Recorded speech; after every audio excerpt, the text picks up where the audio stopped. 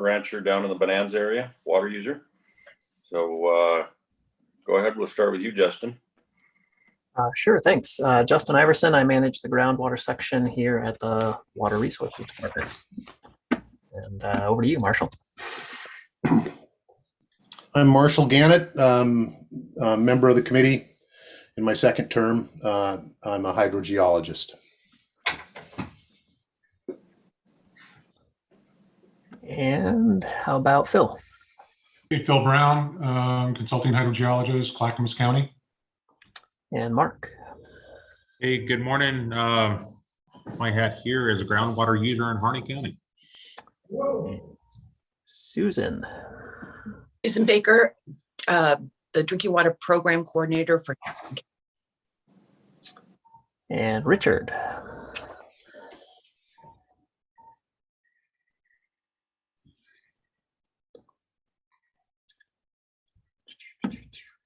Richard, I think you might be muted.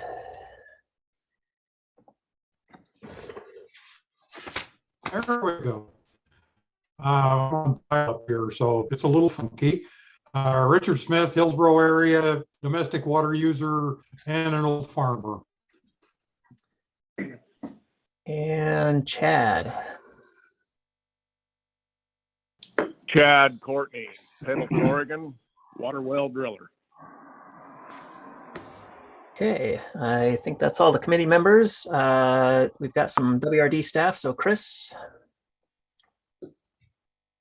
Hi, good morning, Chris Bird. I'm the manager of the well construction and compliance section. And I'll just introduce behind the scenes. We've got Carlos Ortiz Turner and Nirvana Cook helping us out with the logistics of the Zoom call. And then Nolan Smith.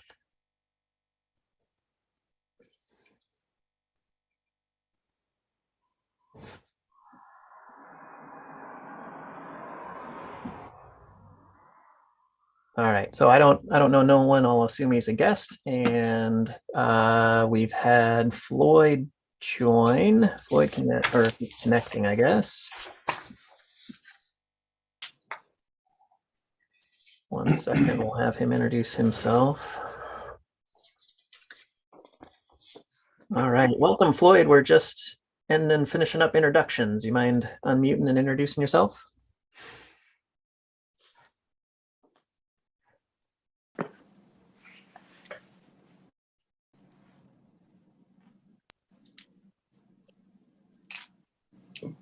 There I am, I think.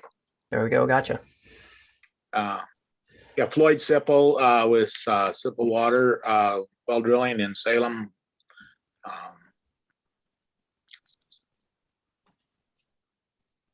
All right. Perfect, I think that's everybody. All right. And with that, we'll go to the first thing on the agenda, which is the approval of the minutes.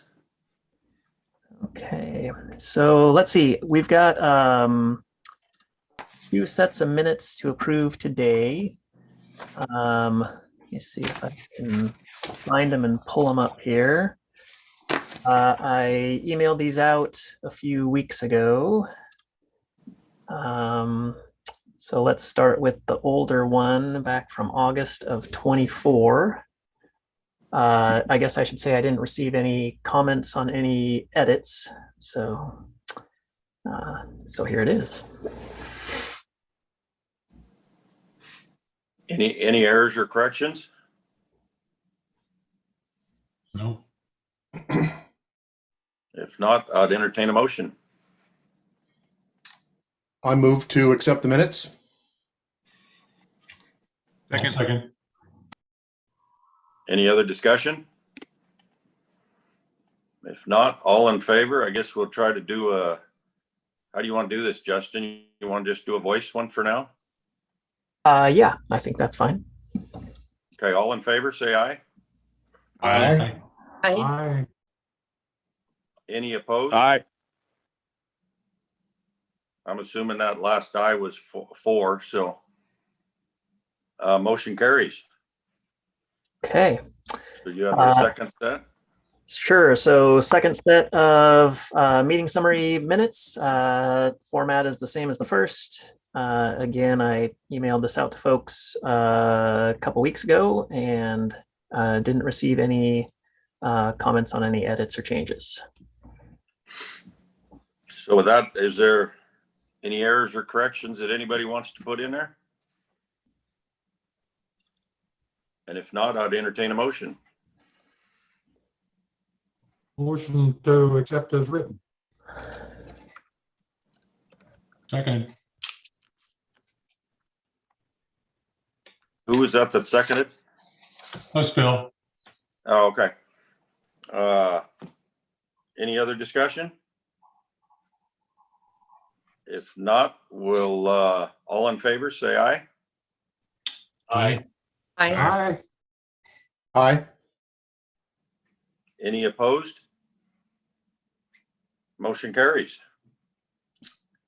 Okay, with that, we'll go to the next thing on the agenda, which is the legislative update.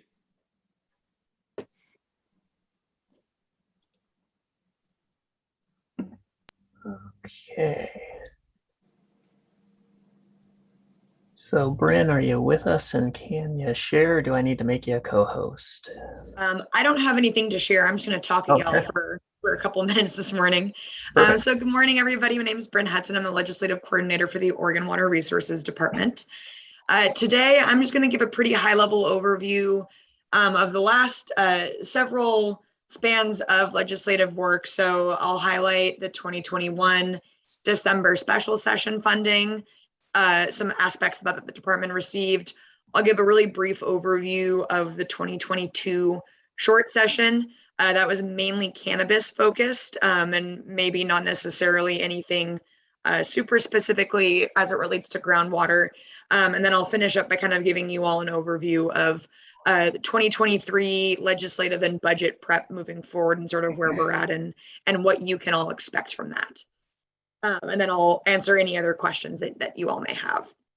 So the 2021 special session in December actually brought quite a few dollars and positions to the department. So collectively, we received over $9 million in 32 new positions, primarily for drought and cannabis work.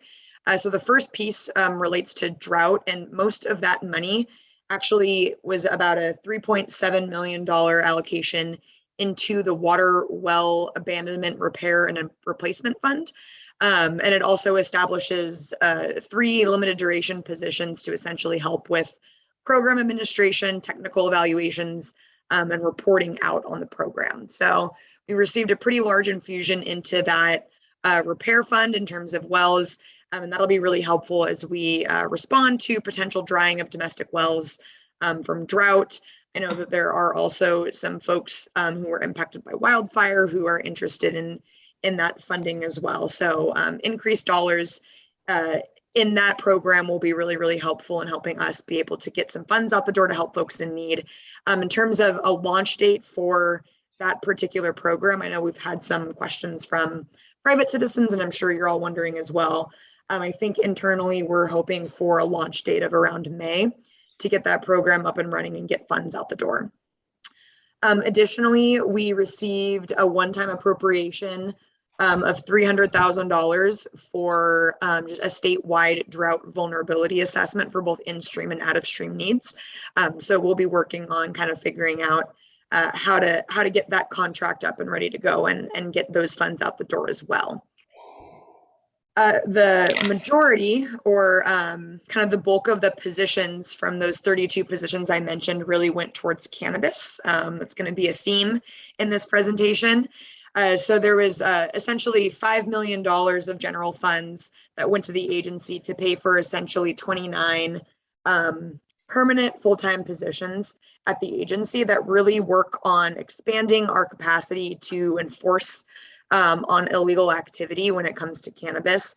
So I won't go into every single position and funding piece, but essentially, you know, a lot of that went to expanded field capacity, primarily in the southwest region of the state, which is really where we're seeing a lot of issues around cannabis. So a large influx in assistant water master positions to kind of help with, the on the ground work, and then additional capacity in the enforcement section, essentially expanding how many folks we have to actually work on cannabis enforcement to sort of address the backlogs that we're having in terms of workloads and backlogs with cannabis, to essentially work to kind of proactively identify and respond to unauthorized water use across the state, as it relates really heavily to cannabis.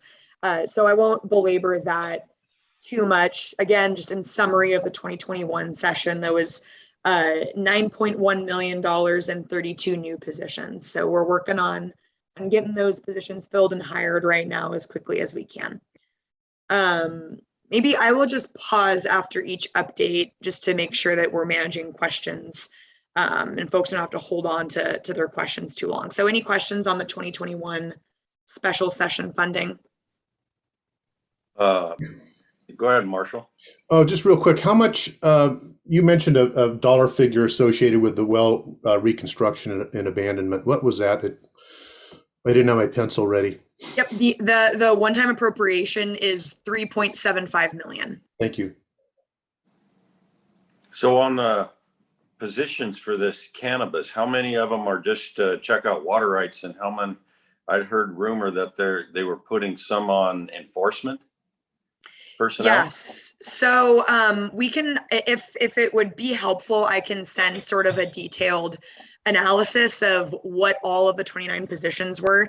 I will say from a field perspective, 14 of those are assistant water masters. So almost half of them are people in the field. Additionally, and we're still working with some stakeholders on the enforcement piece because just by nature of how quickly this funding moved. In the bill, as it was allocated, there were 6 new positions dedicated to enforcement. So just for a little bit of background, right now our enforcement section essentially lives in the well construction and compliance division, and then there are 2 staff that essentially dedicate a portion of their duties to enforcement for everything.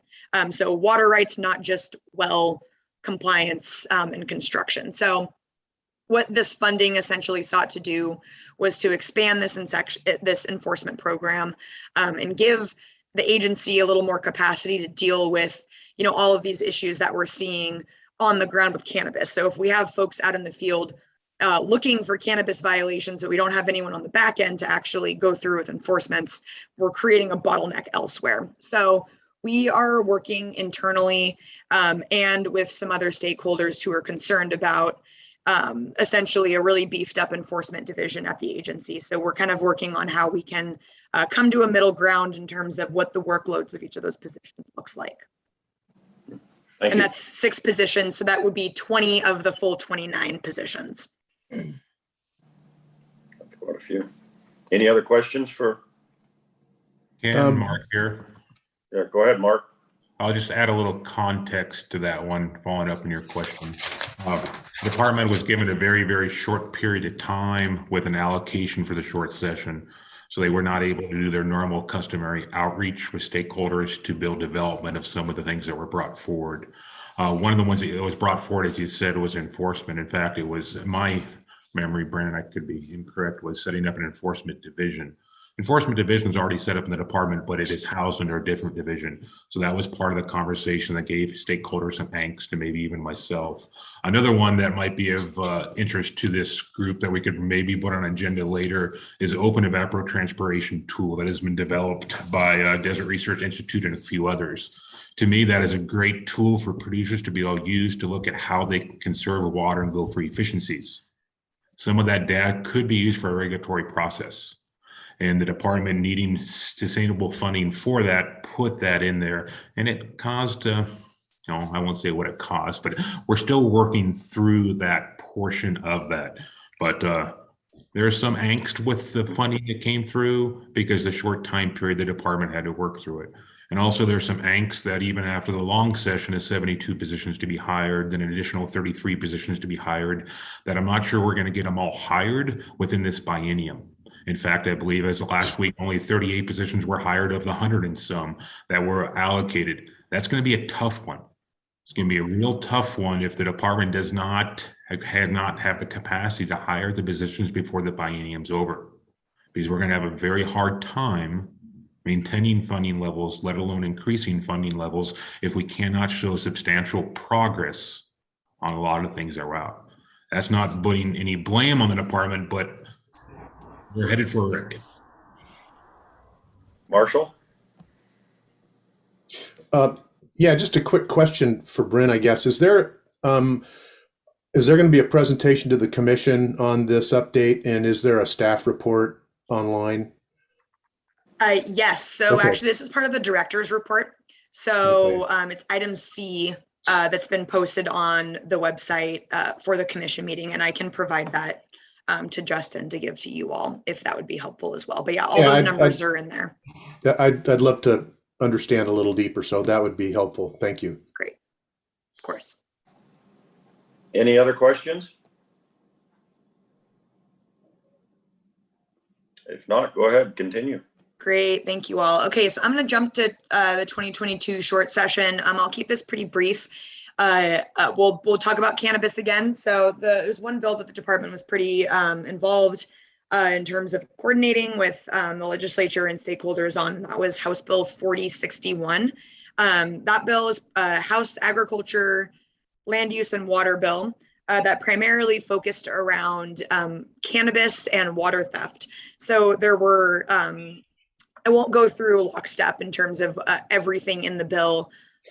We'll also be giving an update at the commission meeting about the meat of the bill. But essentially, a lot of the provisions around this are aimed at cutting down water use on cannabis, both marijuana and hemp sites that are not registered with the state and exceed the number of plants that are allowable under law. So essentially working at trying to ensure that water is not being used on those unlicensed grow sites. And a lot of these new provisions essentially come in the form of increased criminal and civil penalties for hauling water or for using water without a water right on sites that are unregistered.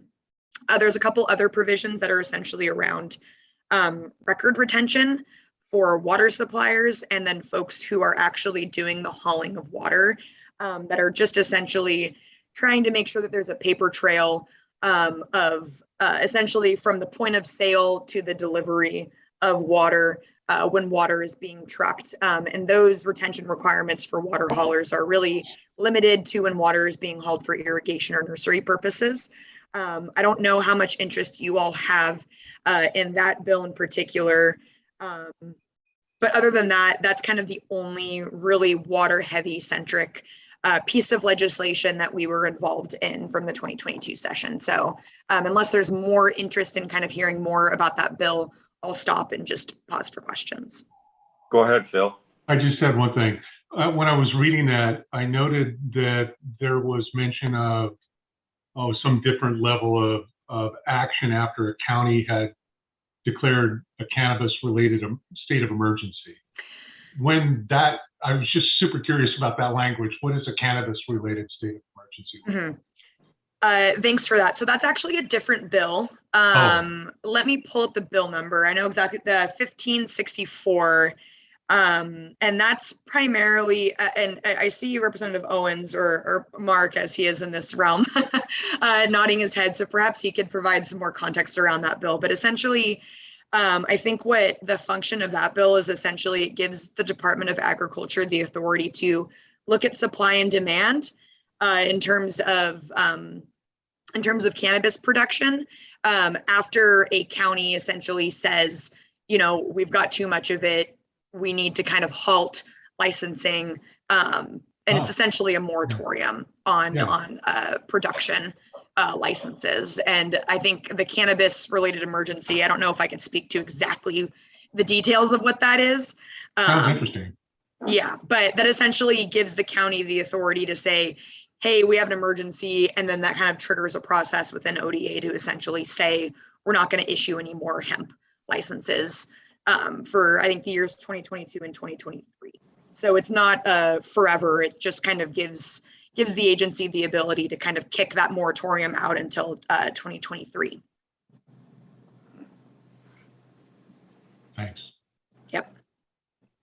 Go ahead, Mark. Thanks, Brendan. Just give a shout out to Bryn and Raquel, specifically on House Bill 4061. So this came about pretty much after the December special session in preparation for the short session. And it started with a very large policy thought that was going to have a lot of unintended consequences on water users and ag users, my opinion.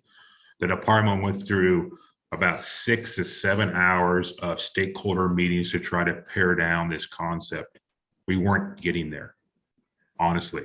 What is happening in Southwest Oregon on the cannabis is horrific. We need to figure out how to help them. Those communities were pleading for help, but some of the help that they wanted to use a water policy was going to be very tough on a statewide. Representative Helm at that time got involved directly with Bryn and Raquel and brought me along. Those ladies probably had 100 to 150 hours that I know of each into trying to get that bill done in 2 weeks.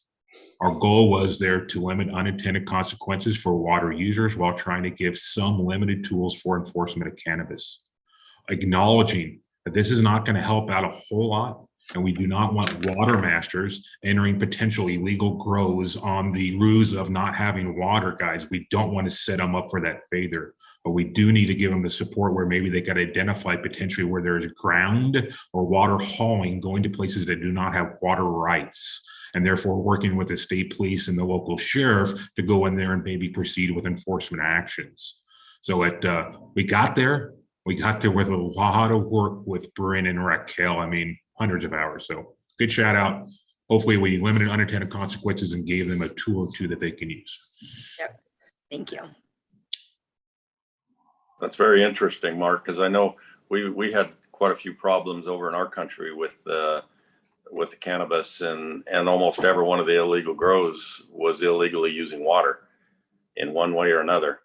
And what was very interesting is all the neighbors knew they were there and illegally using them. So it was very interesting. Yeah. So any other questions for Vern?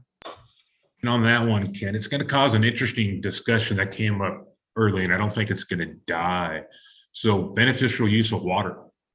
So right now, beneficial use of water is not tied to any type of crop or even illegal crop. So right now, the department can't weigh in that it's not a beneficial use if it goes to a legal crop. So that's going to be an interesting can of worms that could be open in the next 2 years that might have some interest to those of us that are involved in this conversation. So Mark, how does that work with to put water on the ground? You got to have a water right, though. You do, but it's beneficial use. It's very convoluted, but the department has no authority to say that the crop that they're using is illegal crops, therefore not a beneficial use, because they're growing something without waste. That's beneficial use, Ken. Oh, interesting. Yeah, that's very interesting. That's a real catch-22. Yes, it is. Oh, wow. Any other questions? If not, go ahead and continue. Great, thank you. All right, so the next piece, I'll just keep it pretty brief because we're still sort of in prep and scoping and feedback mode. So I know we just wrapped up 2022, but we are turning our attention forward to 2023 budget and legislative session. So we are in the process of engaging with stakeholders and tribes essentially on, where we want to move forward in terms of our budget for the next biennium and the 2023 legislative session. So we held our first large public meeting in January, right before the special session kicked off. And then we kind of paused those meetings for the short session, kind of just given the workload that was associated with that. We're going to be picking up those broader public meetings at the end of this month, and we'll be carrying those forward into June. So as I mentioned, we're in really heavy feedback mode right now. And so basically what we are trying to do is share our ideas for budget packages and legislative concepts with folks who are interested, while also gathering their perspective and ideas on where they would like to see the agency investing time and money in the next biennium.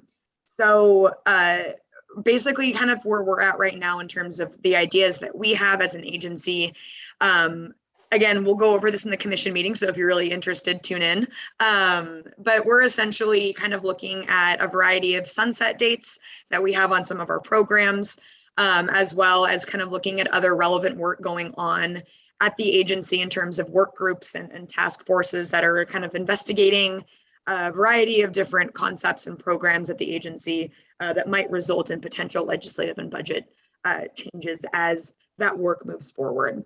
So we have several worksheets that are posted on our website. Again, I can provide Justin with those to share with you all, that essentially kind of lay out several policy option packages and legislative concepts that we have proposed and that we think might be a good idea to consider and chat with stakeholders about. Additionally, there's options on those worksheets to kind of fill in some of your ideas or also provide comment on our proposed LCs or budget packages, you know, either saying, yes, great idea, or no, I don't like that, or providing specific policy suggestions to us so we can kind of think about those concepts as we move forward in our conversations. So I just want to flag a few deadlines that we all need to be aware of. Things are moving pretty quickly. The agencies are restricted to some pretty tight timelines as it relates to developing LCs and POPs for the next biennium. So LCs technically need to be submitted by April 15th. So exactly a month from today. You can appreciate the tight timeline that provides for us.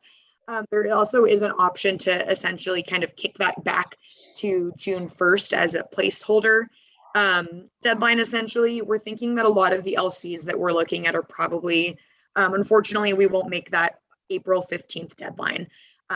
But so we're looking at June 1st for maybe when we're going to have our LCs essentially finalized. The language won't be finalized, but essentially the topics and kind of the scope of what those LCs will hopefully be finalized by then. Additionally, from the policy option package perspective, we are looking at a June 3rd timeline for when we need to have essentially the titles and the numbers and our prioritization of sort of where we want those investments to be made and how the agency and stakeholders have prioritized those. That is a June 3rd timeline. So we've got a little more time on that, but time is ticking away and it's moving quickly. So as I mentioned, our next meeting is March 22nd. And so that's essentially just going to be open to everybody to come.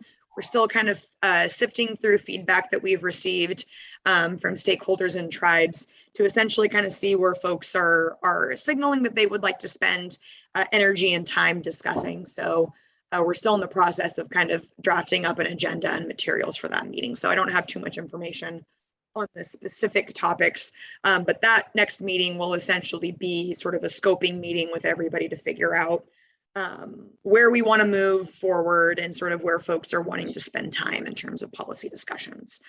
So again, I'll provide those worksheets to Justin so you all have a bit of a better idea and can provide feedback and comments as you see fit. One last thing I will say, do not feel the need to comment on every single POP or every single LC. We realize that's a huge ask.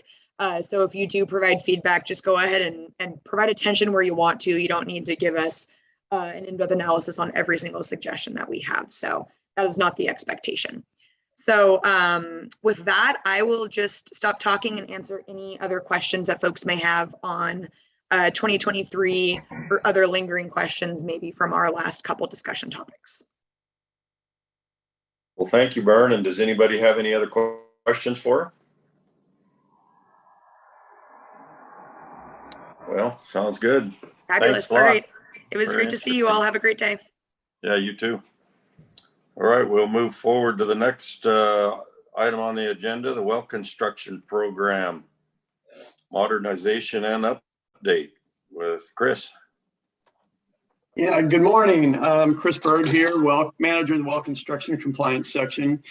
So today, Travis Kelly, who's our well construction compliance coordinator, and basically Travis will be presenting information on the House bill, the implementation of the House bill 2145, which was passed in 2021, and is a modernization of the well construction program.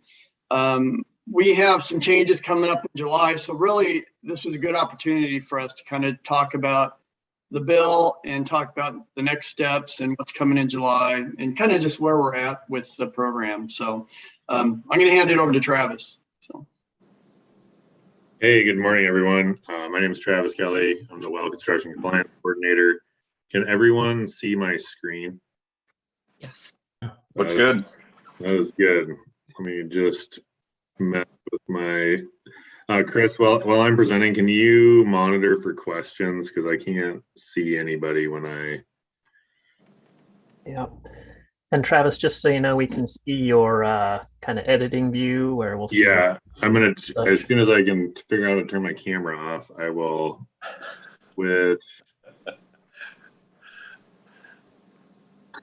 Hold on one second. There's something really weird going on. I thought that was just us cowboys that couldn't figure this stuff out. Oh no, it's it's everyone. It's let's see, where's my there we go. Okay. Now you won't see me. Okay, and then here we go. All right.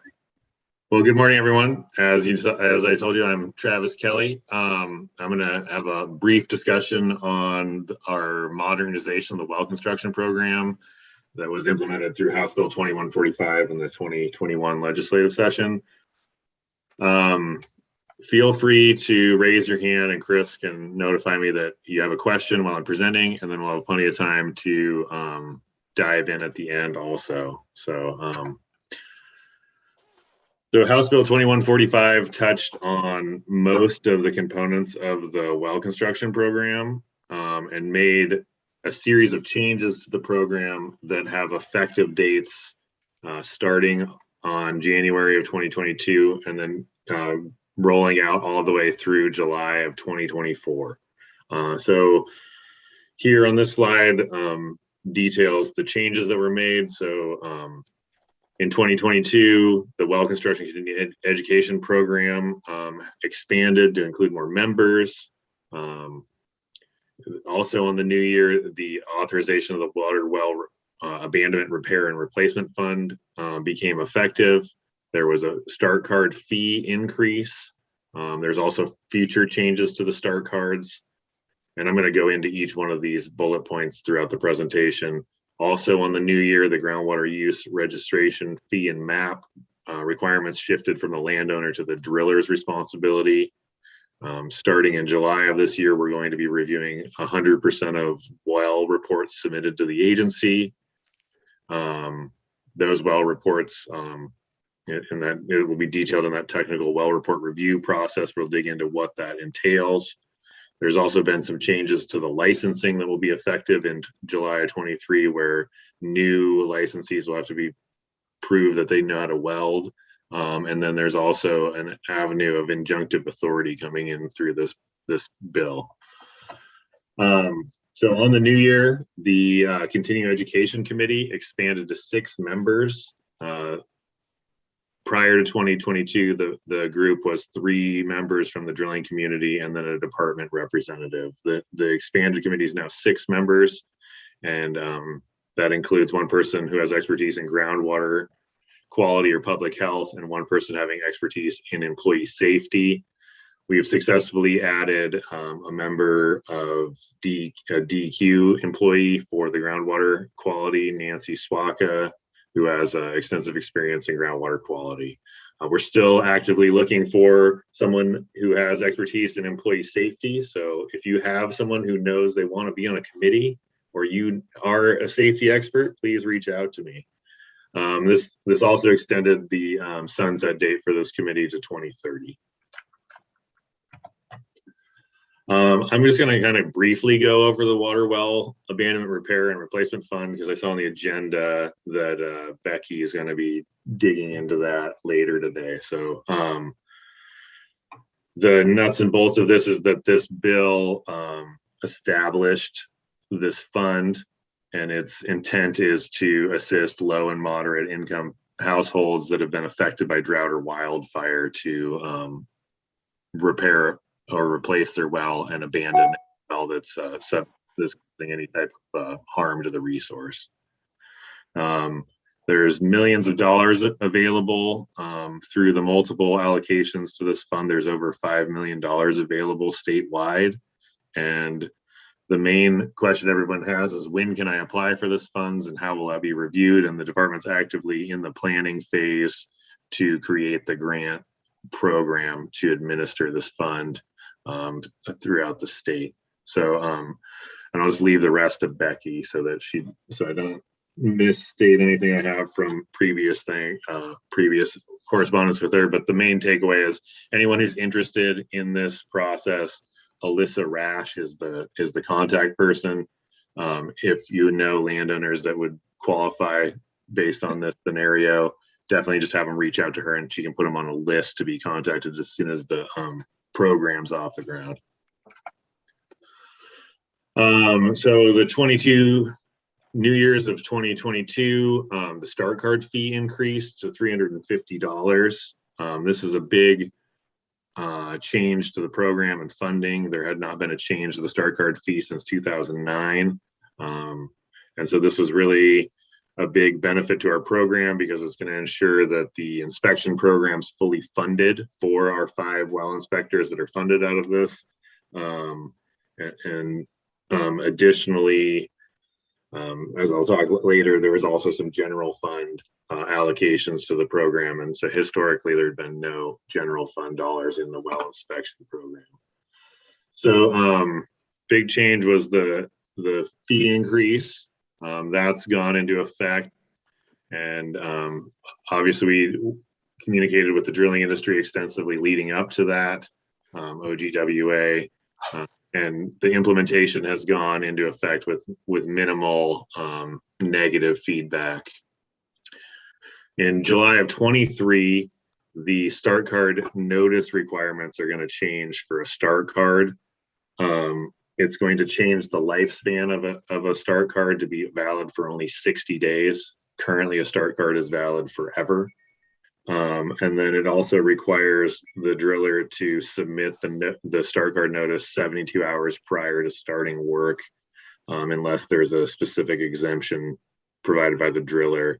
Those scenarios where they can file a start card day of work would be drilling another well on the same tax lot that they're already on.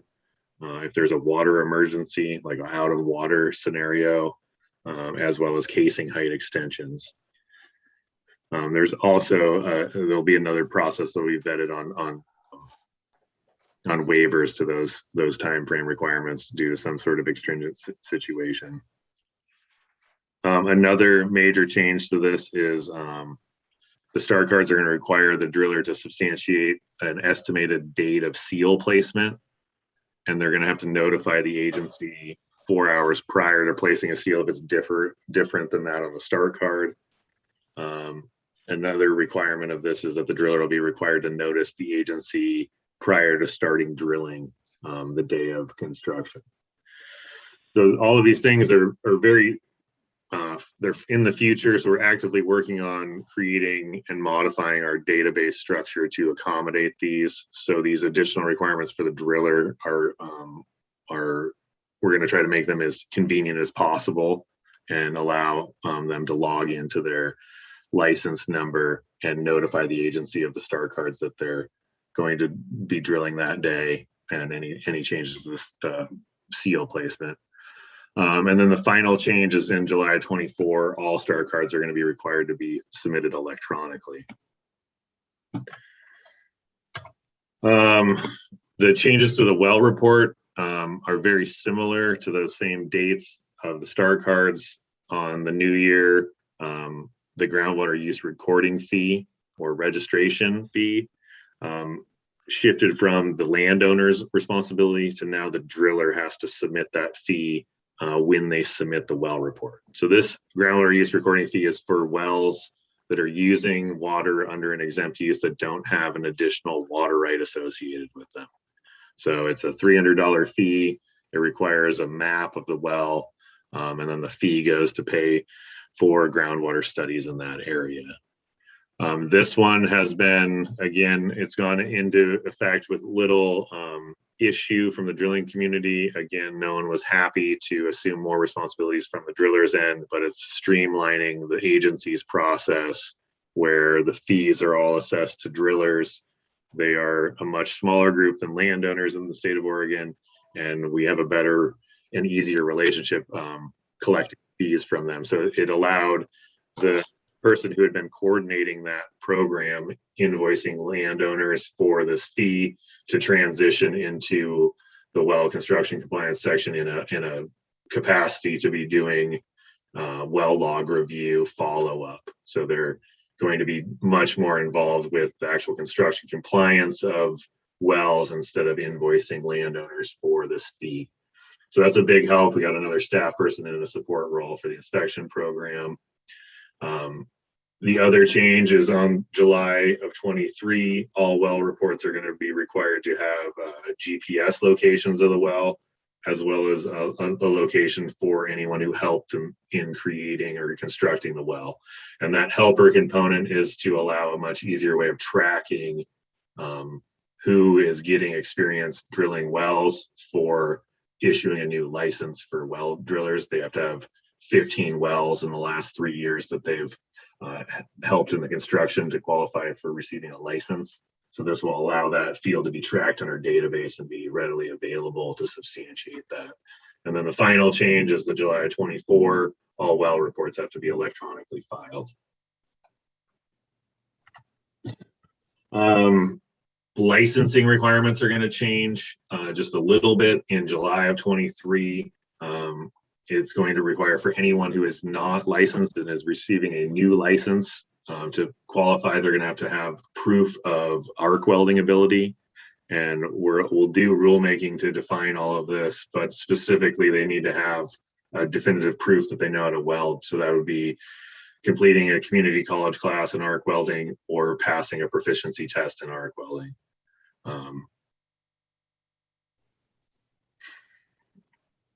So again, it's only for new licenses. So anyone who is currently licensed will not have to do this. There is another caveat to this. If we continue to find bad welds during well inspections, we can require an existing licensed driller to complete the same requirement of a proficiency test or alternate means. July 23, the bill authorizes us to have injunctive authority. So that allows the department to apply for an injunction if a person has engaged or is engaging in an activity that violates well construction laws. And so this is again to allow us to prevent someone we know doesn't have the tools, experience, expertise to construct a well that we view would become a potential threat to the resource or conduit for contamination. Currently, we have no ability to prevent a driller from starting work on any well anywhere in the state. And it's a retroactive process where once they complete the well and it's not constructed properly, then we can go after them for a construction violation. So ideally, this will prevent a well from being constructed that's going to cause commingling or other issues. I'm going to dig into this topic, the technical well report review. Starting in July of this year, we will review 100% of the well reports submitted to the agency. That's roughly 5,000 reports a year.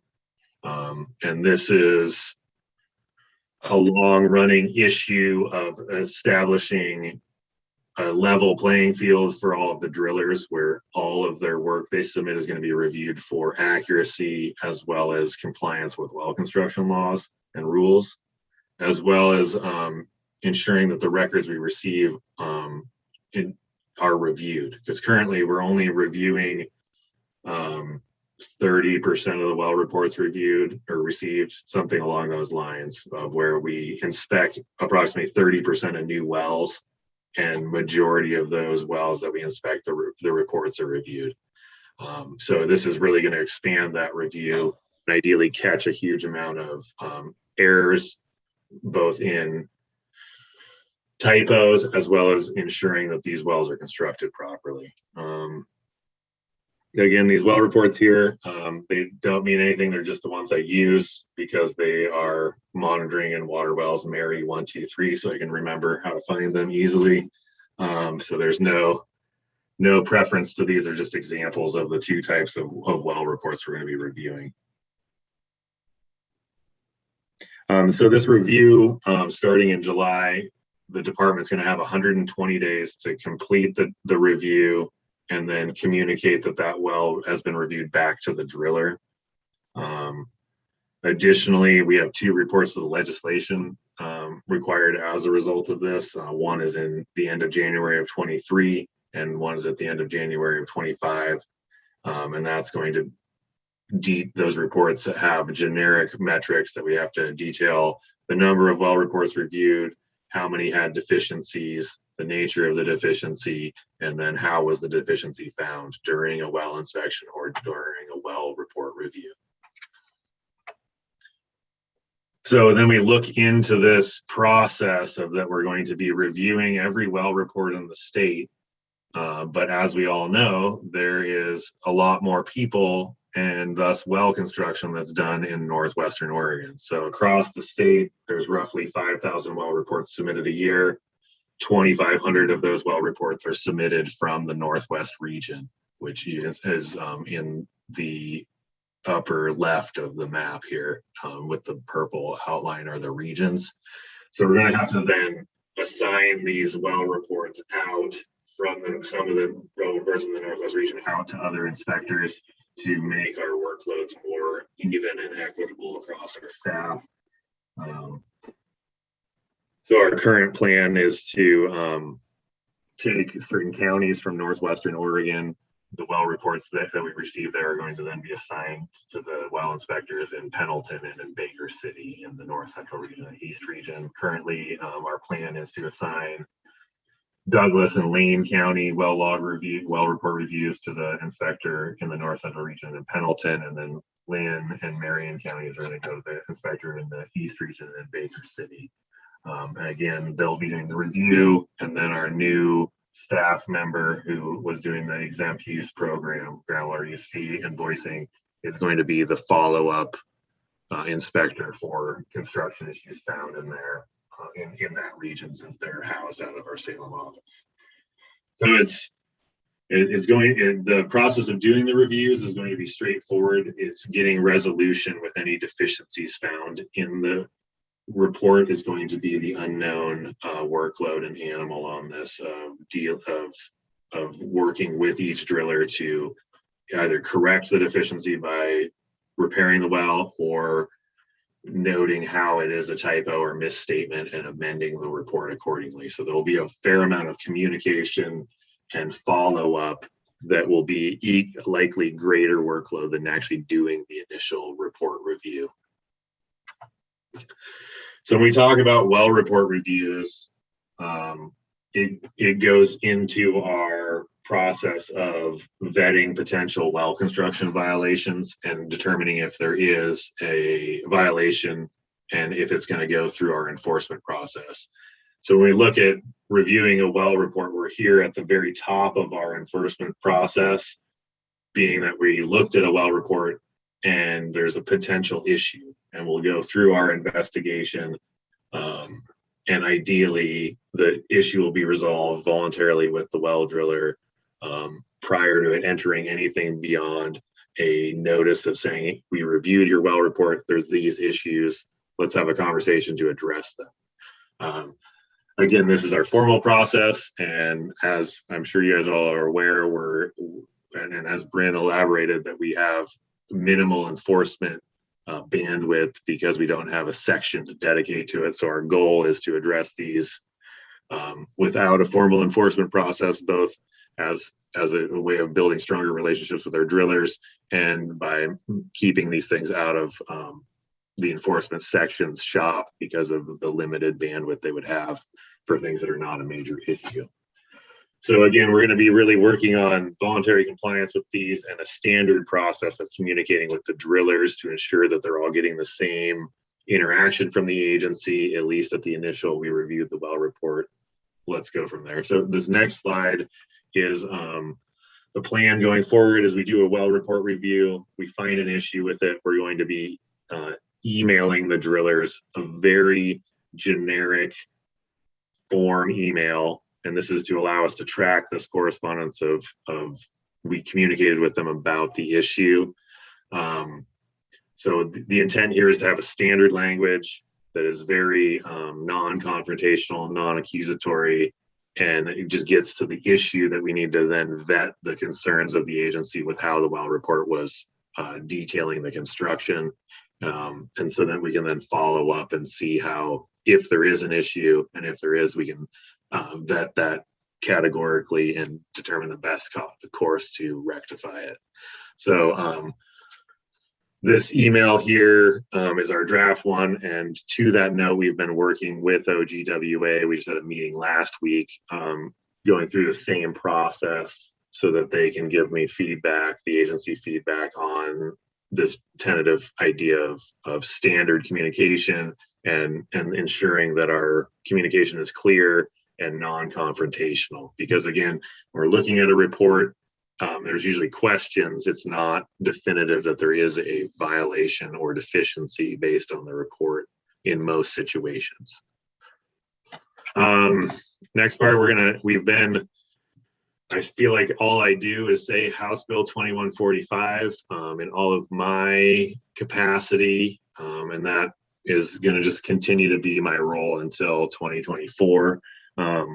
So we've had pretty good success in implementing the bill so far. The Star Card fee increase has been implemented, as well as the groundwater use recording fee change. There's only been a couple technical glitches with that changeover and the needed programming to do that. And then the same with the drilling community. There hasn't been a ubiquitous outcry.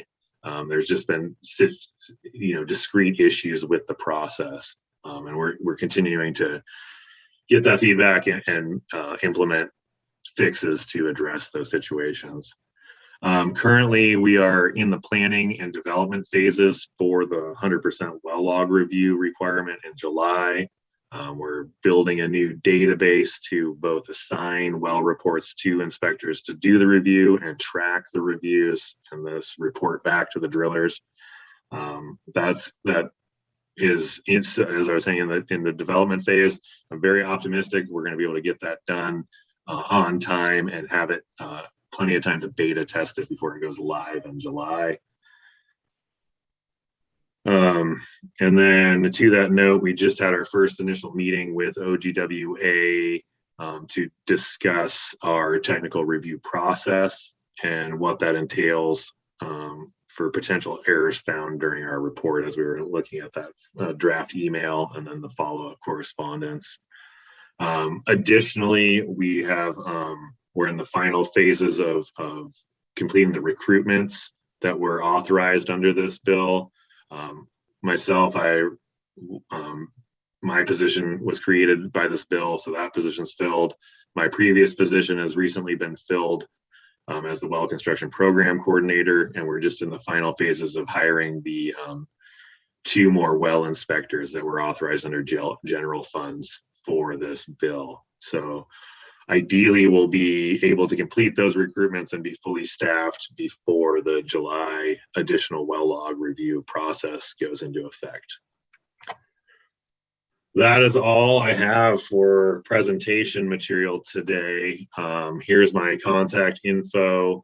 Please feel free to contact me. Any questions, concerns, or if you want to be involved in rulemaking for this bill, and or additional input on the process as I described. I'm actively seeking feedback, constructive criticism or just criticism in general, so that I can continue to not look at trying to develop this process in a vacuum. So that's all that. I'm going to stop sharing and turn my camera on, and we'll open it up to questions.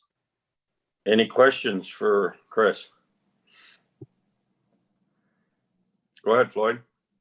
I have a few. To review the well logs, what are you going to do about the past well logs that are there? Are we just going to move forward and and go on from here? Are we going to review any of the past well logs that were there? Our authorization or directive from the legislation is to review all well logs starting in July. So that's the mission critical component. And as they come in, they will be reviewed and will achieve that metric. Looking backwards, it's going to continue to be a case by case basis.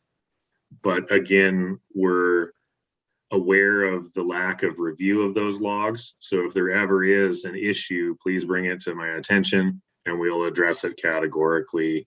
And that situation, the closer to today that well was constructed, the more ability we have to address a construction deficiency, as opposed to comparison like a well drilled in 1950 is going to be something much harder for us to really, unless it's definitively causing a commingling issue or has contamination, we're going to have a heavy lift to say that well's an issue to elevate it in our process. And I have another question. I have a few, if I could just continue. This is just a comment that I find is continued education committee. I was actually on the first committee set up on that. Basically, continued education for everybody's information is basically just for well drillers. And I just find it a little bit difficult to believe why we would want anybody else on that committee. The education program is set up just for the construction industry. That's just a comment. And, yeah, I can address that too, Floyd. One is we need a quorum to have a committee. So the more members we have, the easier it is to have a meeting depending on people's schedules. Number two is there's also CECs that are outside of drilling that are allowed for the drillers to get enough credits to renew.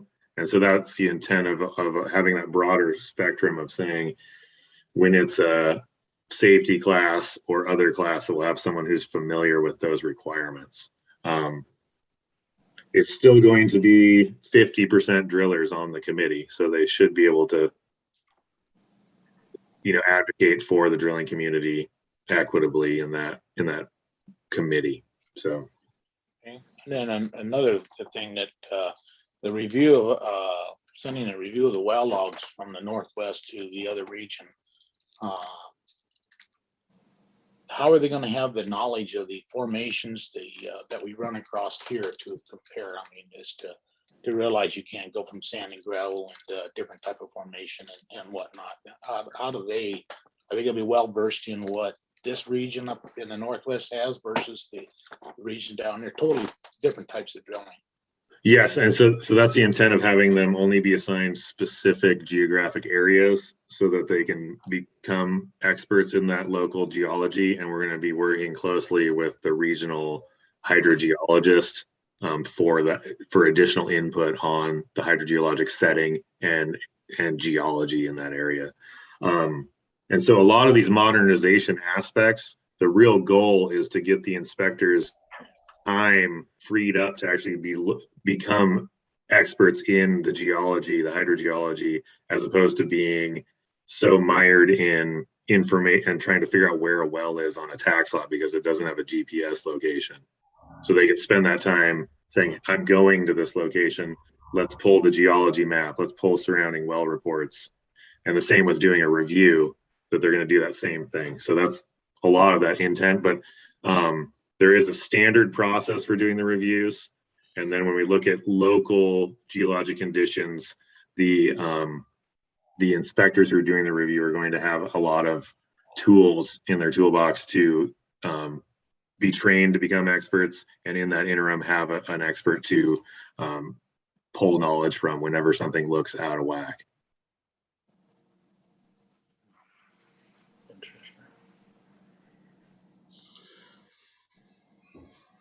Question? Any other questions for Travis? Marshall, Yeah, go I've ahead. got one. It's just kind of a little bit of a follow-up to Floyd's, and it's just sort of to clarify something for me. I would have kind of anticipated or expected that the number of inspectors in a region or in a particular area of the state would be proportional to the number of active drillers, the number of wells being drilled.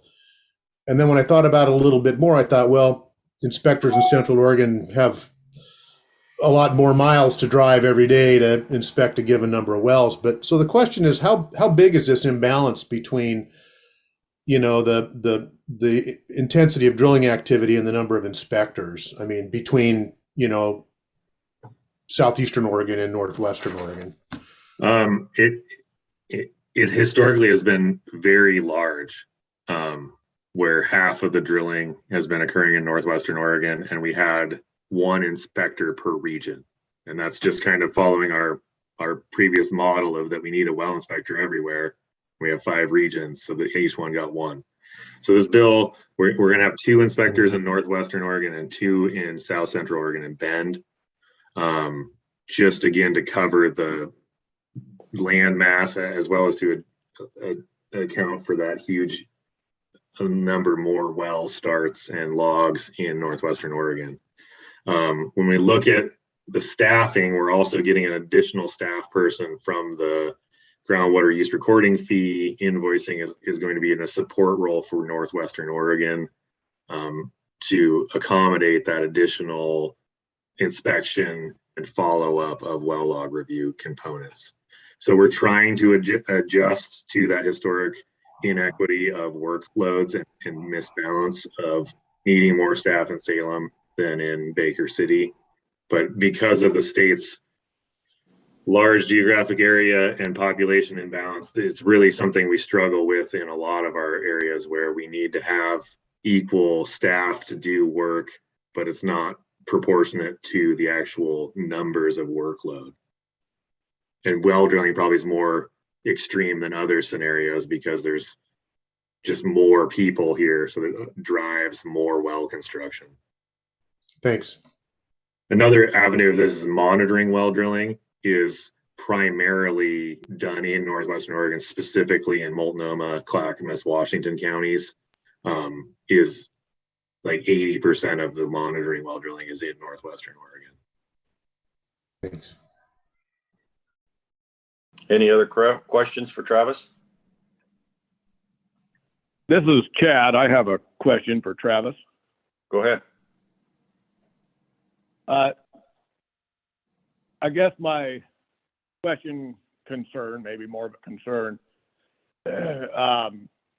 with the well inspectors doing these reviews, like in the North Central region here where I'm at, and with ours being a fairly new well inspector, us in the drilling community would appreciate him becoming an expert in the geology here. I guess I'm concerned with how much time are they going to spend on the well logs from the west side of the state and learning that geology and all that versus what they're going to be able to do here for us when we have a question or, let's say we're placing it when it comes to time, we're placing the seal, we need him on site at 12 o'clock today. Is he going to be able to drop what he's doing over there? Yes. And this To answer your question, being the priority. to answer your question, the inspector's relationship and ability to facilitate drilling is not going to change in any manner. That will still be their number one mission. This well report review, we're really working on a detailed process. So we have 120 days to get the review back to the driller. So as soon as a well report comes in, it will go into a queue for the inspector saying how many days they have to complete the well log review. So it's transparent in their mind. So the way I view it is that they already have the requirement to do a lot of documentation or databases for the inspection work they do. So this will allow them to just structure their schedule to have a dedicated office day, office hours to accommodate this, and it'll be able to be easily worked out into their schedule. And then again, to allow them the flexibility to deal with emergencies, to offer excellent customer service to their drillers. They can then say, okay, I have this office hour, but Chad's having an issue. I'll just shift it to Monday to do this work on my calendar and go out on site today. So, and this really comes up of in the North Central and East region, there are less than 200 well reports submitted in total each year per region. And so there's like right around 100 something new wells being constructed in the entire North Central region every year, versus there's over 1,000 new water wells being constructed in Northwestern Oregon per year. So it really just kind of shifts this dynamic of, that's why we need to farm out some of this work, because it would be impossible to ensure our high inspection numbers in Northwestern Oregon if those inspectors are also required to review over 1,000 well reports a year. Okay.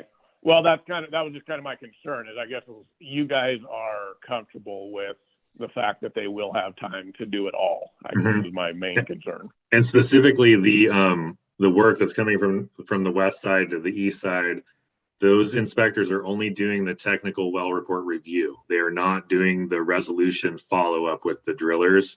That will be assigned to our new staff person who is doing the exempt use program. They are now in a support role for resolutions specifically to these outer region scenarios. So there'll be a local person in Northwestern Oregon who can go meet with drillers on site to vet individual issues. They can also follow up on those things. So the East region folks are just going to be doing the technical component that's within their expertise.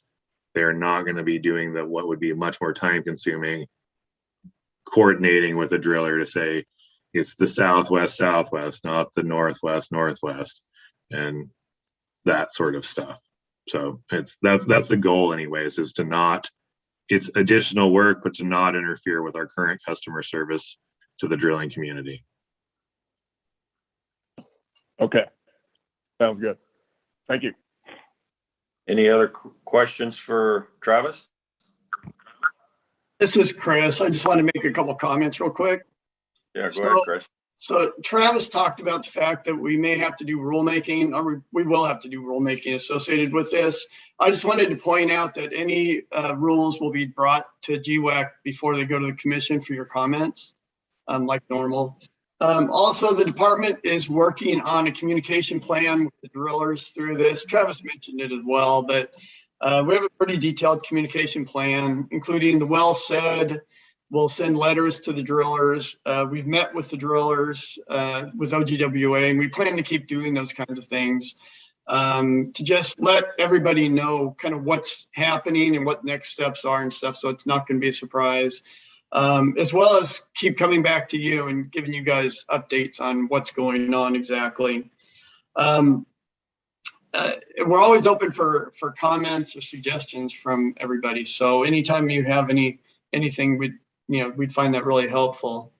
And we, and thinking about Floyd's question, we did take into account the fact that lithology specific to certain areas being reviewed by others around the state. It's hard to be an expert everywhere. And so we will be working closely with the groundwater folks on lithology when a well report's reviewed by someone saying in Baker City for a Marion County well or something, to make sure that it's right. And Travis is the coordinator for the well construction compliance. So he'll be kind of in charge of all of the inspectors' reviews and that kind of thing. So he'll be working closely with those people as well. And before the driller's notified, we'll make sure that we're sure of our facts, basically. And then finally, the drillers will be receiving a 120-day report. We like to call it the quarterly report, but it's not really quarterly. It's every 120 days of the well reports that were reviewed. So like Travis was saying, we have 120 days to get that review done. They will be notified. We currently send a report every 120 days of any well reports that we receive from the drillers. It's required in rule now. So we'll be adding this information to that report. So it'll show the reports we received from the drillers and then the reports that had a technical review done to them.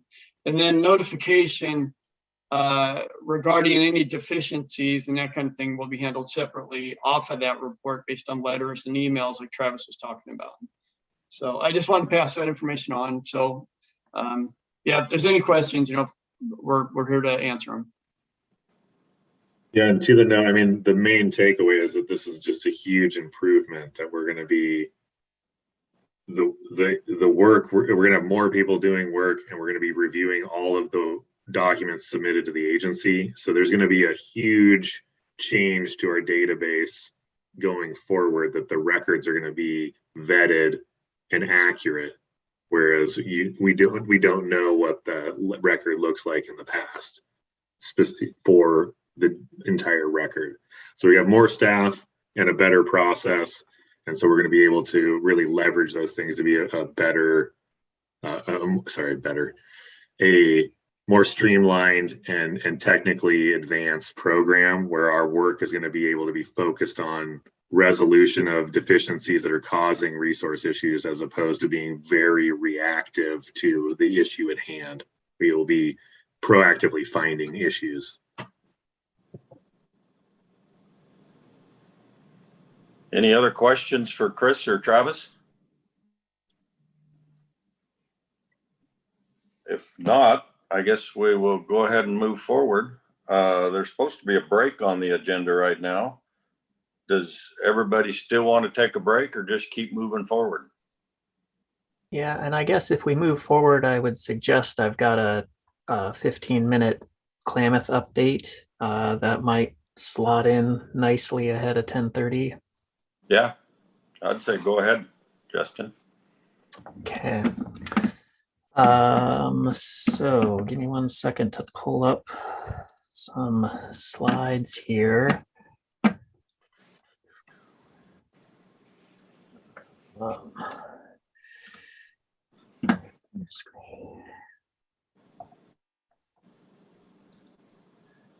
Okay, so this is data that we've been collecting.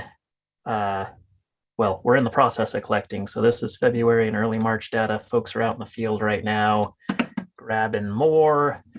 And so these are pretty rough slides of preliminary information. So just want to caveat that up front.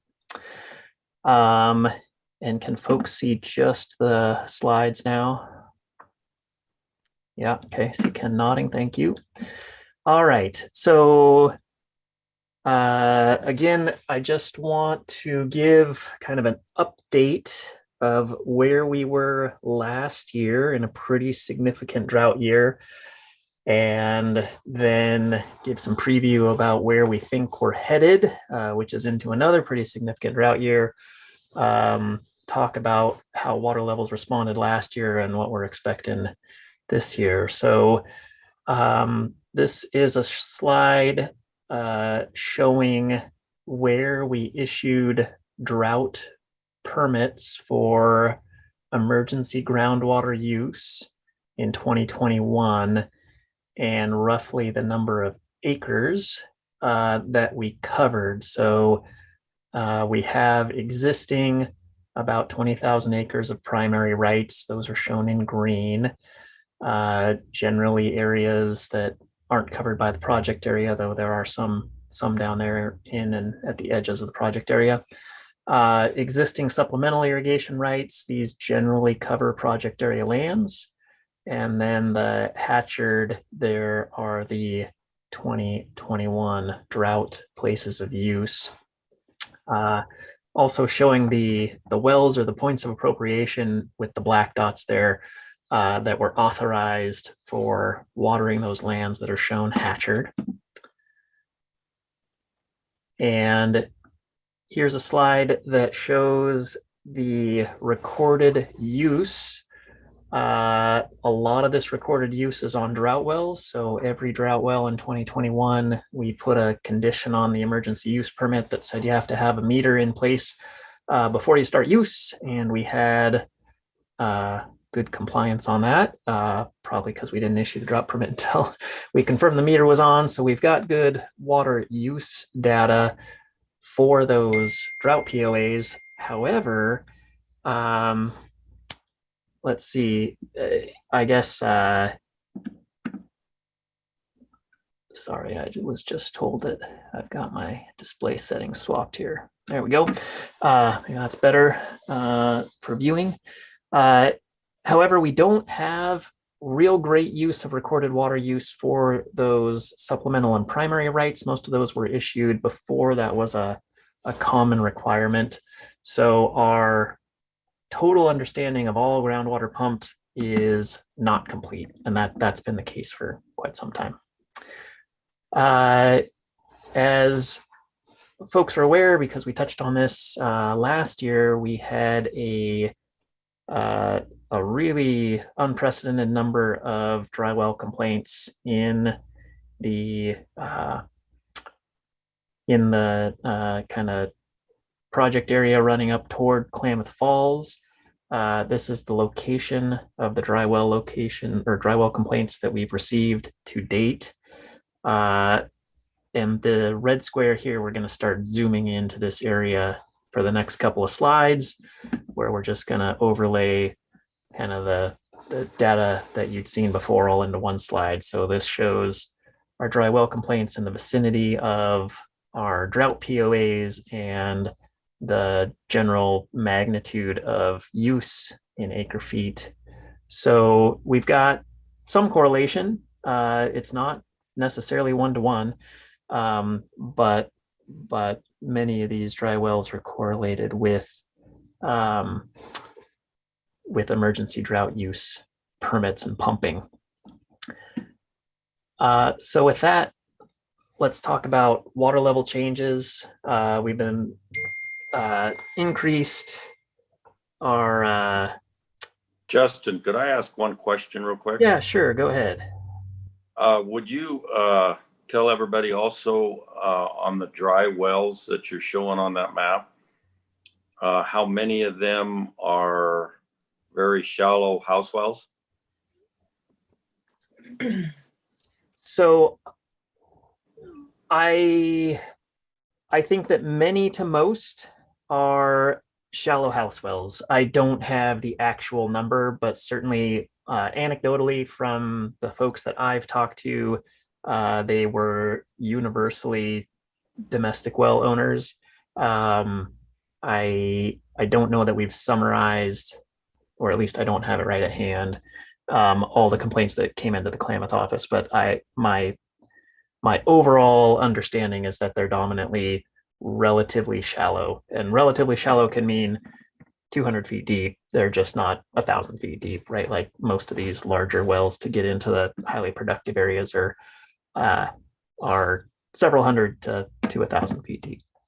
Well, and thank you, Justin. But the only reason I was bringing this up is I wanted everybody to understand also that one of the things we're finding out in that, especially that Henley, Maryland, Malin area, is how important it is that the surface water flows, because a lot of them, and by the surface water, I mean the irrigation water, because we're finding out how much those shallow wells rely on that also.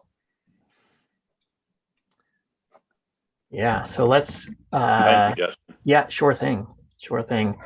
So this is just a general summary, and it's mostly up here just to point out that really our observation of water levels in the area really ramped up in 2001. So most of our long-term hydrographs are about 20 years long. And we'll step in here. Well, first of all, an overall view of the basin with kind of color-coded wells that we monitor for water levels and their general order of magnitude of water level change from 2021 or before to this past year. And you can kind of see where the deepest losses are here. And then we'll kind of zoom into particular areas. So first, I think we'll go down to Malin area. So you can see the red box there.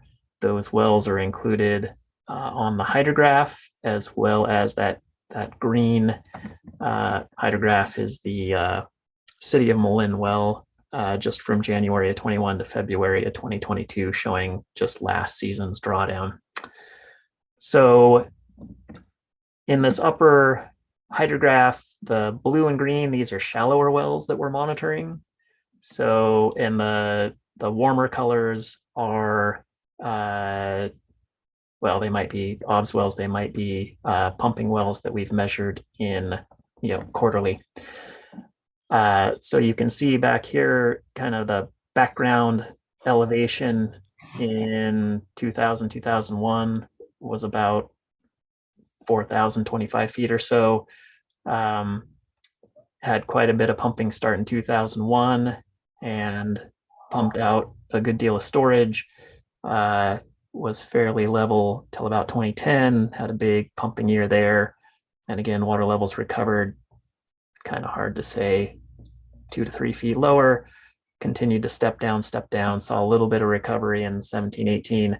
And then these last 2 years have just been big hits. So 2000, 2021, and just in the last 2 years, we've lost 10 or more feet of storage from those areas. And we also see the shallow wells that had remained relatively steady throughout, starting to drop off recently here in 2021, and that correlates with our dry well complaints. So, Phil, go ahead. I was just curious, a couple of slides back, you showed the wells. You don't have to go back. Okay. The POUs with the wells for emergency drought. How many of those wells are new for 2021? How many? Or were a lot of them existing? I'd say they were dominantly existing. Almost all the wells that we've added capacity, if you will, water right capacity through the emergency drought permits were existing wells, or, and I say existing, but they might have been drilled specifically for emergency drought use in 2010, 11 or 2015, 16. So I don't know that we've seen a lot of new wells drilled in the last couple of years, but certainly there are some that were drilled for and on drought permits. Okay, thank you. If I could kind of answer Phil there, Justin, and yeah, go ahead. Where all the new wells are being drilled that are affecting that Malin area right now, it's in California. It's across the state line. Yeah. TID they've drilled, and I can't even answer how many wells they've drilled this winter. I know right below Malin, there's another irrigation well they just drilled, hit 7,000 gallons a minute. And there's new wells going up in TID every day. And it's incredible how much water that California is pumping out of the ground out of new irrigation wells. I know, and I don't know the figure now, but I know before, let's see, as of this time last year, there was 125 irrigation wells, only irrigation wells in TID. And I know there's more than that now. And so that's where all the new wells are and what's happening to Malin. I know they try not to pump number 6 because they said number 6 affects the Malin city well really bad. And so that's just some more information for you on that. So thanks. Hey, Justin, can I ask a quick question? Sure. Yeah. You mentioned you have a good beat on drought, the permitted drought pumping in 2021. What was that figure? Let's hold on and I'll see if we've got more slides at the end. I know we talked a bit about.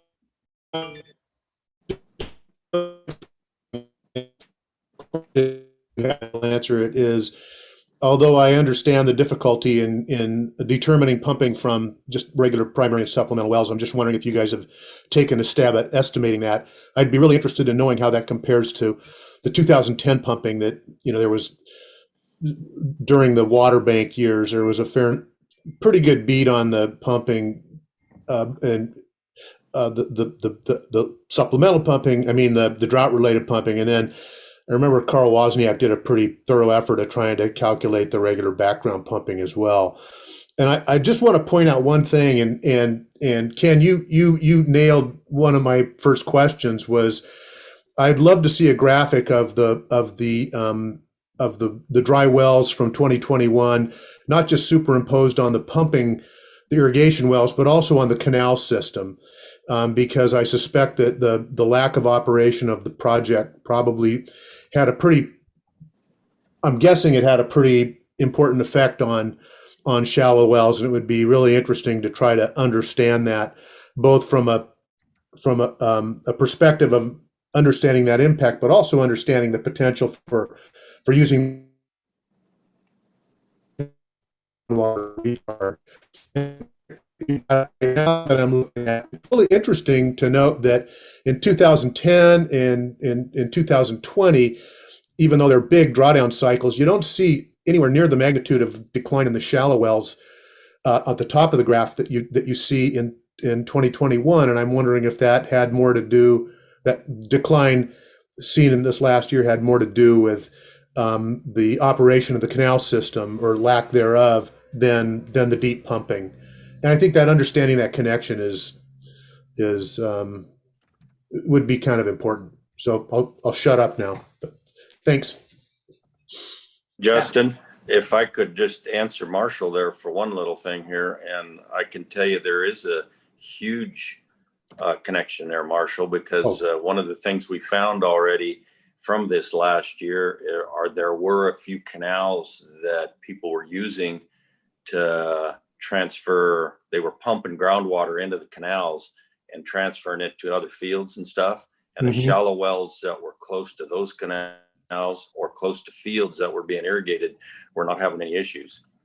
So that tells you there is a huge connection there. Yeah, that's some good insight. Thanks. Yeah, go ahead, Justin. Sorry. Yeah, no worries. I appreciate the input that both of you have, being on the ground and somebody that was on the ground for quite some time. So. All right. So let's just step through kind of similar story in the other areas. So here's near Merrill. Again, we've got a couple of shallow wells with their water level trends up top there at about 440, and some deeper monitored wells. Again, pattern roughly the same as around Malin. Again, similar story as we step further to the west, in kind of the South Spring Lake Valley area. So we don't have any shallow wells around there with a long period of record, but these are the deeper systems, and again, similar trends overall. So moral of the story is that we've lost quite a bit of headspace here over the last 2 years, or a bit of available drawdown. So quick summary of water use. And Marshall, unfortunately, I don't know that we've got the recorded water use just from drought wells. This is combined for all of the metered wells that we were able to measure the last few years. So again, and the next slide, we'll see that the number of wells we've visited has changed over time, and we're just totaling things up for a general magnitude. But I just want to be clear that unfortunately we don't have kind of an apples to apples comparison here, but a kind of a rough gut feel. So our total recorded water use from 161 wells was about 70,000 acre feet last year. That's a pretty significant increase from the 52,000 feet that we saw in 2020, with many of the wells recording a higher use in 2021 than in 2020. So this red line is kind of the break-even point, and these are bins of which wells used more, which wells used less. Kind of interesting that some wells used less, but for the most part, folks pumped more last year. Though I'll compare that, and I think Marshall was kind of alluding to this. 2020 was also a big year. So 2019, 13,000 acre feet, 2018, 28. So we haven't seen this magnitude of use since since 14, 15, and 13 for that matter. And you can see over on the right-hand side of the column for the drought permit basis issued, that should be acres issued. You can see that we generally step up on the drought years, but also I'll point out that the number of wells that we're able to visit has changed over time, with a pretty apparent drop off here when the QWAPA, the Klamath Water and Power Users Association, which was running a program for getting support out to folks that needed supplemental groundwater pumping for drought relief, and helping with the power costs of that. They were also doing a lot of monitoring out there that dropped off when that organization closed down in 15, 16. So that's the end of the kind of conditions report. That's all a prelude to saying that right now our current plan, after dealing with all the dry wells last year, and yes, there's likely some, we don't know exactly the magnitude of impact, and it probably varies spatially between canal leakage, supporting some of those shallow wells, and pumping. But I think that pumping also has an effect and can propagate through to a lot of those shallow wells. And right now, we are not planning to issue drought permits for this upcoming irrigation season in the Klamath Basin. And that's going to be a real significant change from the last 20 years. So director's office has reached out to, I believe, some legislators, the Farm Bureau, and others to start communicating that. I wanted to mention that to this group. And with that, I'm happy to take any thoughts or feelings that folks have. So, Phil. What's the change, Justin, for the decision not to issue drought permits 2022? Sure. I mean, the biggest change is really just the unprecedented number of dry well complaints that we got last year, that left the state and the county scrambling to try to provide or help provide basic drinking water to folks, to their residencies. And the effects are, as you know, turning off the wells doesn't necessarily mean that the effects of pumping just stop. And that, compared with our dry winter, we received 19, I think, dry well complaints in January, new complaints where people were being affected, quite a ways after the end of the irrigation season, when the actual seasonal drawdown was starting to recover. So,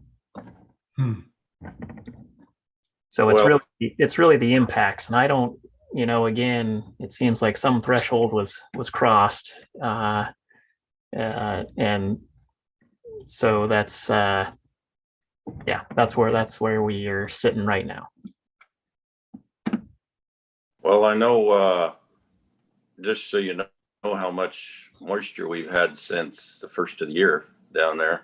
I've got a rain gauge on one of my pivots that I monitor, and it's raining down there today, so I haven't checked it today, but it was at 36 hundredths of 1 inch is all we've gotten this year. Wow. I mean, it has been very, very dry. My question for you, Justin, is the Water Resource Department, and I guess I'm going back to the KID lawsuit that KID won, and is the Water Resource Department trying to do anything with the Bureau to try to get the surface water flowing again? Yeah, I'm sorry, Ken, I can't answer that. I'm not intimately involved in the surface water discussions, so I am not clear where we're at this moment. Okay, I'm just curious, because I know I still say that's very, very important for the groundwater around there. And I mean, there's the lake level is higher than it was last year. And so I do realize it's a groundwater committee, but it definitely, that surface water flowing is a huge part of helping the groundwater around here. It is a huge part of it. So, and Tule Lake, what's happening with Tule Lake down there? If with the groundwater that is being pumped out of Tule Lake, if we have the surface water flowing, that groundwater will not be pumped, and that will help all of those wells around Merrill, Malin, and Henley area a tremendous amount. If we can just get that water not to be pumped, and if surface water is flowing, it will not be pumped. Marshall? Yeah, thank you, Ken. To kind of riff a little bit on what Ken just said, Justin, what level of communication are you guys having with TID and CDWR to sort of at least get a beat on what they're pumping? Because I know the original big 10 wells that they drilled just right along state line, and then the couple down to the south, you know, they're mammoth wells, and if they've just continued putting those kind of wells in, you know, they're really moving a lot of water across the state line. I'm wondering if you guys if there are any kind of discussions with folks to the south about really what's going on and what their impacts are on our side. Yeah, so there is a standing monthly meeting with CDWR and folks from the department. Ivan Gall is the person that typically attends those, and Mike Tomer, a hydrogeologist from Klamath. So they talk about current conditions and how things are looking and going, but we obviously don't have any leverage on TID and what they're doing, and Sigma doesn't take effect for another, I don't know, 15 or 20 years. So until the California laws kind of kick in requiring the sustainable use, all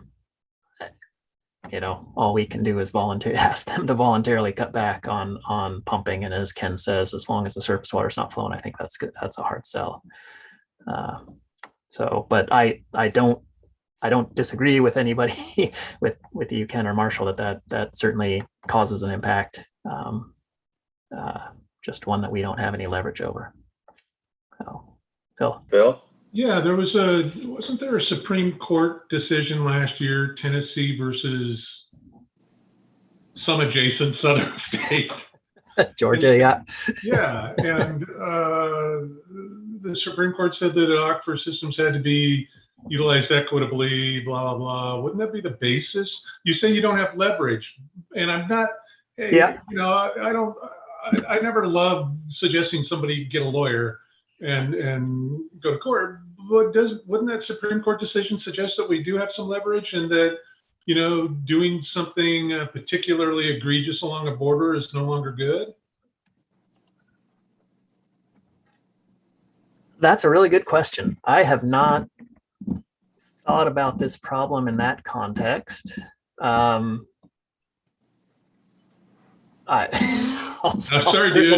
certainly bring that up. Whether or not the state of Oregon wants to send the Attorney General to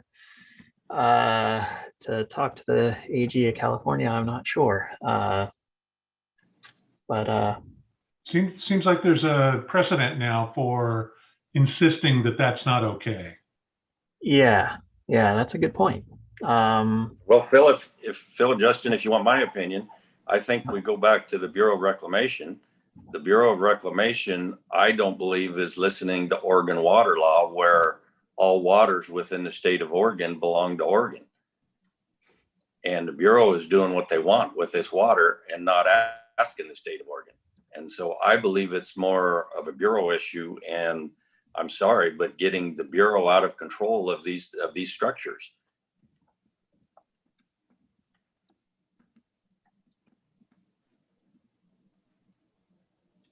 And we're getting off topic, so. You're pushing me out of my comfort zone. I'm sorry about that. Oh. we have any other questions for Justin on this?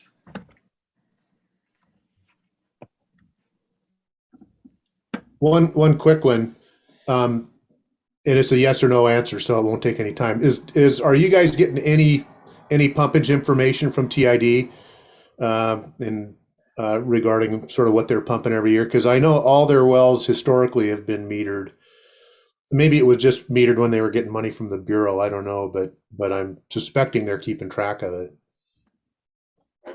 I can get that info, Justin, if you don't have it. I don't have it off the top of my head, but I can get it for you. Okay. Marshall. I don't really need the numbers. I was just curious because it would be, I'm always thinking, putting all this in a historic context, and we had all that back in the days of QAPA, all that sort of drought pumping or water bank pumping, whatever you want to call it, was all pretty well accounted for.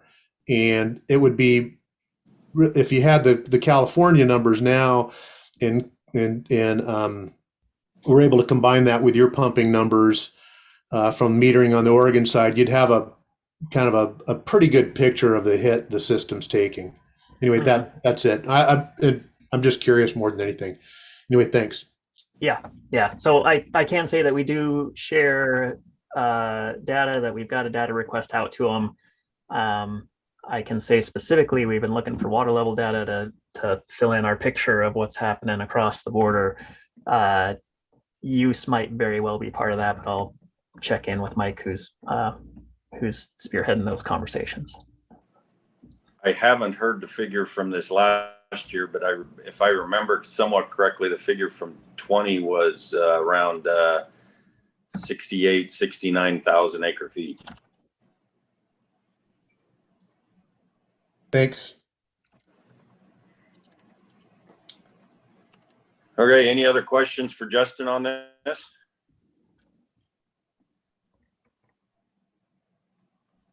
If not, I guess we'll move forward. Does everybody want to take a 5-minute break and then come back? All right, let's take a 5-minute break and we'll come back at about 10:50. Okay, sounds good.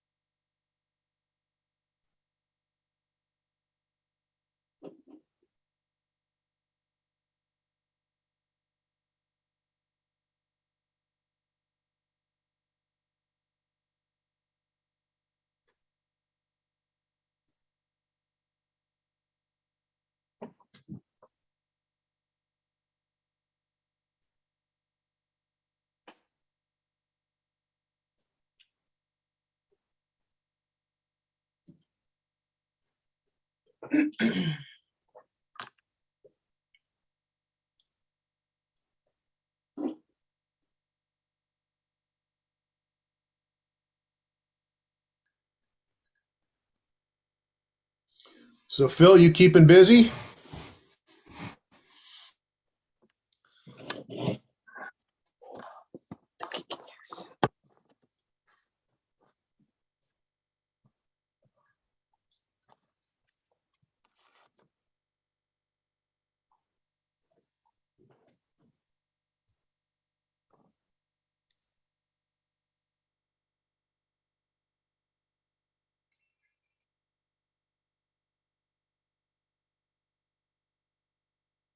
You didn't hear any of that. So yeah, super busy. Good deal. Yeah, I thought, oh, maybe Justin had muted the whole bunch, but anyway. Yeah, I got into a hole towards the end of the year, got behind on a couple of projects, and I've been digging out and new work's coming in, and Good deal. yeah, lots of ASR. So Hmm. that makes me happy. Yeah. Well, that Klamath discussion left me with a million questions and million thoughts, and that's a tough one down there. It is. Particularly knowing as many people and that I do, and down there, and just the history and everything. Yeah, it's pretty frustrating. Yep. Well, let's go ahead and move forward here. And let's move on to the update on the well abandonment repair and replacement fund. Becky? Hi, good morning, everybody. It is great to be here, and I'm going to share my screen. So let me know if there's any technical difficulties with this. All right. Does everybody see that? Looks good. Great. All right. Well, let's get started. My name's Becky Williams. I'm the grant coordinator at the department. And I am here today to talk to you about the Well Abandonment Repair and Replacement Fund update and the progress and work we've done to that extent. Where does this work reside? I'm in the Planning, Collaboration, and Investment section. This is the section where you might know place-based planning lives, the water project grant and loan funding opportunity, feasibility study grants. That is our section. And so what is this new fund? You all probably know in the regular session in 2021, House Bill 2145 authorized and directed the department to provide financial assistance to provide and reimburse funding for costs associated with abandoning, repairing, or replacing wells. And there was, a suite of sort of purposes and options within that original legislation. We got $2 million in American Rescue Plan Act funding, and at that time, just $100,000 in general funds. But in the special session in December, the legislature refocused our initial efforts and instructed us to prioritize financial assistance to low to moderate income households in Oregon that are recently impacted by or in areas of drought or wildfire. And in that effort, there was an additional $3.3 million of general funds that were placed into this kitty. So we have a total now of approximately $5.4 million for this fund. With that updated direction from the legislature that is really focused on meeting the urgent public health needs, again, focused on the low to moderate income households in areas recently impacted by drought or wildfire on an accelerated schedule. we decided to sort of divide up our approach with establishing this brand new well fund into 2 stages.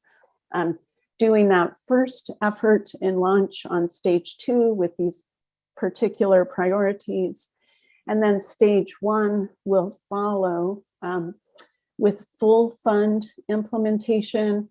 And the benefit is we will have an opportunity to, base that full comprehensive design on some of the lessons learned in this initial offering in stage 1.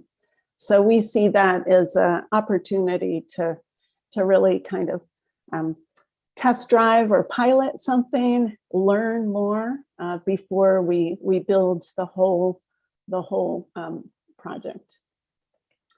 So stage 1, we started in January of this year, gathering together a project team to do organizational work, research work, address different questions.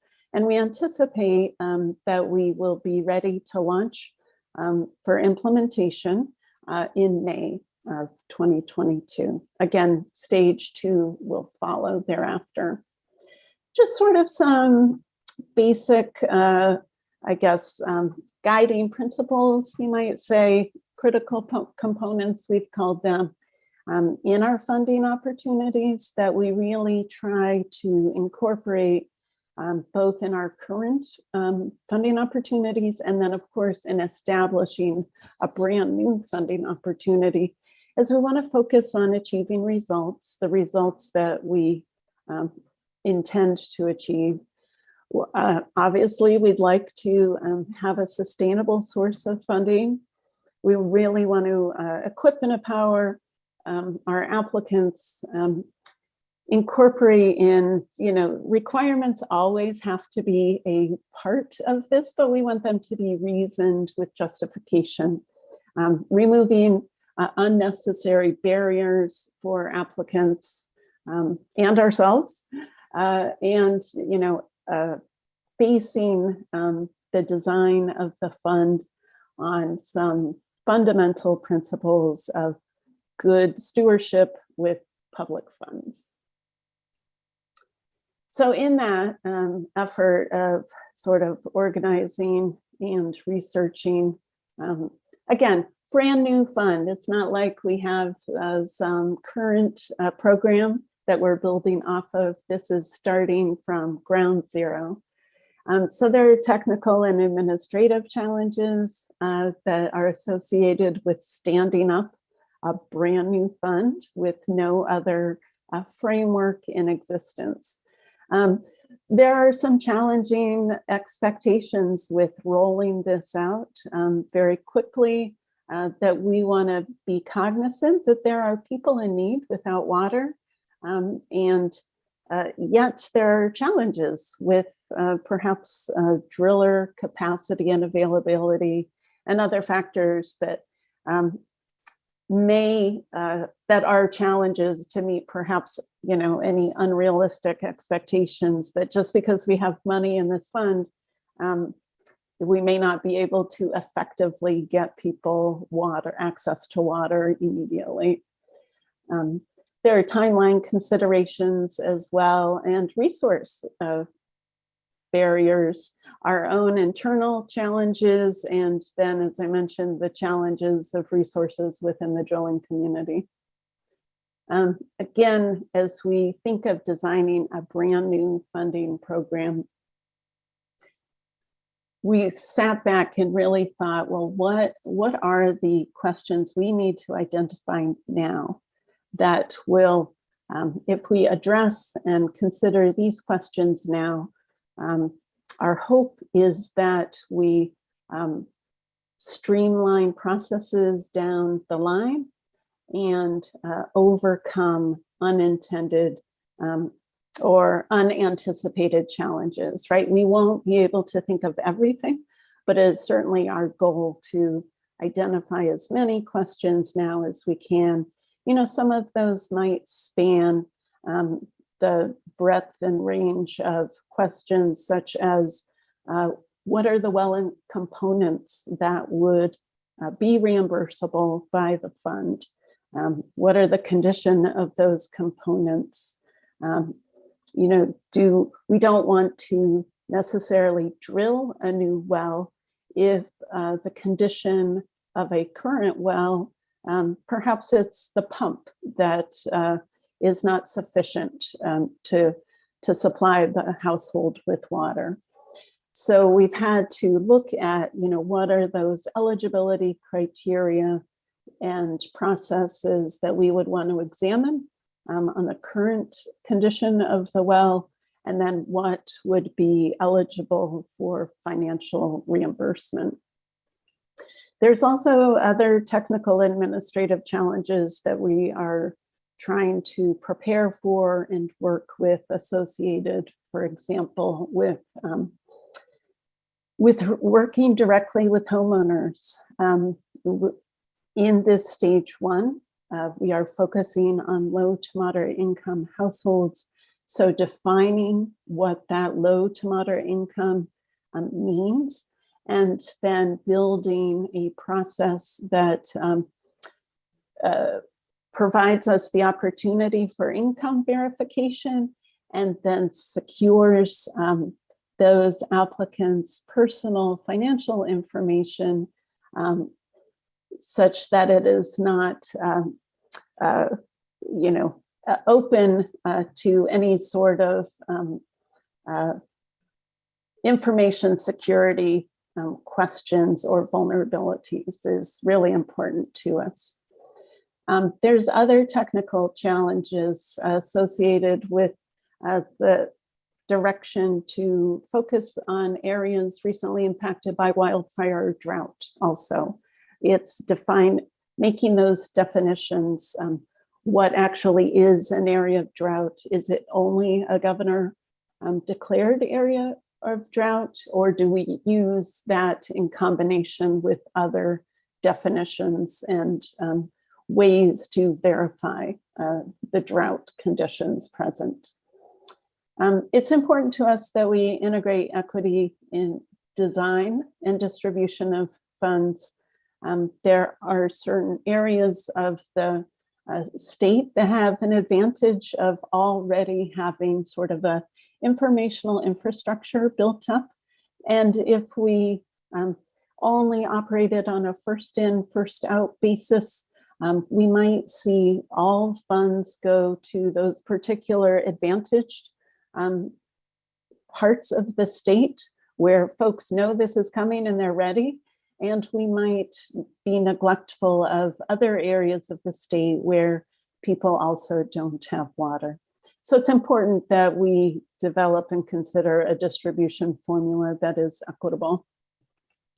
And then really, we want to make these definitions, evaluate, again, all the criteria that we want to know and be able to verify in the condition of a well, the situation of the homeowner, and what would or would not be eligible for reimbursement now, so that we reduce confusion later, so that we have answers for people when they ask. We have answers for the well drillers when they call up and ask. We want to be prepared. And it will ultimately streamline that rollout of the fund. And that really is just a high level overview right now of what we've got. So again, standing up a new funding opportunity takes a lot of work, a lot of preparation. And this is kind of the stage we are now in this rollout of preparing for implementation of stage one. I'm happy to take any questions if you all have any, and thank you. Go ahead, Floyd. I'm sorry if you covered this already. I had to step out for a second. But Becky, what are you doing retroactive for this program? There's homes that are permanent residents that they can't wait. They got to get going now, doing their construction. and work. Are you setting up anything that retroactive that they can go back and ask for funding to help pay for what they've done? Yeah, that's a great question. We recognize that that we aren't able now we don't have this fund up and running to help people. The legislation allows for funds to be reimbursed for expenses incurred as of January. And of course, we're not ready. We don't have our process up and ready. So we will be incorporating a process to receive applications from homeowners that have already, or from January forward, and we'll have a cutoff for work that they have already expended money for. Now, all the same criteria would apply for those folks as the folks who haven't yet done the work. But yes, we are building that into our process to retroactively assist people. Thank you. Go ahead, Mark. Thanks, Ken. Thanks, Becky, for the presentation. Couple questions, if that's okay, Ken. Yeah. So Becky, what was the vehicle to refocus the funding in December? And was that a refocus of the new funding that was allocated or the original funding from House Bill 2145? So the vehicle was the special session, if that's what you're referring to. And the direction, it is my understanding that this applies to all the funds that we have available to us, as well as the introduction of the additional general fund dollars. Thanks, Becky. Second question, when do you think you'll actually be up and running? Yeah, our hope is that we will be up and running in May. So money out the door in May, or have the processes set up that you can actually start looking at applications? Process is set up and ready to receive inquiries and applications. Last, maybe more of a comment than a question. You referenced it in one of your slides, but I think it'd be important to have a licensed well driller or licensed pump installer do some verification of the well that is defunct or being experienced from drought in order for them to be approved for potential funding for repair, abandonment, or new. Yes, you're exactly right. And that speaks to the challenges of defining these processes, the conditions that we would check, and how we would verify these different conditions. So there's a lot of detail that goes into that. And yes, I don't think it is not the intention of these funds to just provide additional wells for folks who already have water. It is to provide assistance for people in need. So we have to be able to verify that need. Yeah, that's a very difficult spot too. I know down here, just getting a pump personnel or a well drilling rig it's incredibly long wait right now. So that's a huge issue. So any other questions for Becky? Susan? So for homeowners or properties that a new well can't be deepened or drilled, would you be willing to provide storage that they could haul water temporarily? Is that on the table? I think the legislation directs us to abandon, repair, or replace a well. Should a new well be drilled that does not provide enough water to meet the household needs, a storage tank would likely be an eligible component of costs that we would reimburse for. Okay. And the reason I'm asking, we received almost $1 million. Well, we haven't received it yet, but we learned of it a couple of weeks ago. So we are, and it's for emergency funds for wells and properties that have been affected by the drought. So we are scrambling to put together a program, much like you are. And we've identified some different categories, deepening wells, drilling new wells, storage, treatment, because we're finding things, water quality that we've never seen before, and then even including hauled water if need be. So I can talk about that more, but I just was curious. You may not always have the ability to drill a new well just based on what's around. And for a temporary fix, storage tanks would be a good option. Thank you for the comment. At this time, we don't see the pathway to or the authority to provide funding for alternate sources of water with these funds. So, okay. All right. And what about renters? Can they also apply? I do get calls from people who have a landlord that doesn't interact with them. And is that available to renters also? Yeah, this is part of the details of preparing for the fund. And since at this point in time, the focus is for low to moderate income households, they would have to own the property in order to be the eligible applicant. Okay. All right. Thank you. That's all the questions I have. Thanks. Yeah, that's very good questions. I know over in the Klamath area, we got a lot of people using tanks right now, and but there's a lot of different avenues for them to get help with the tanks and the hauling of the water. So, any other questions for Becky? If not, thank you very much, Becky. Thanks for all the info, and we will keep moving forward, which that puts us down to the groundwater allocation proposed action plan.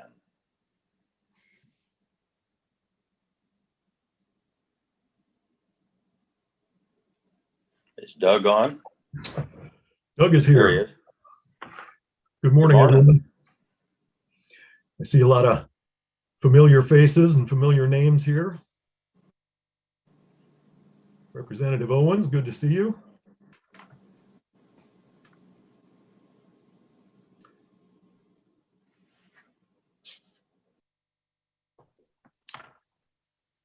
Okay.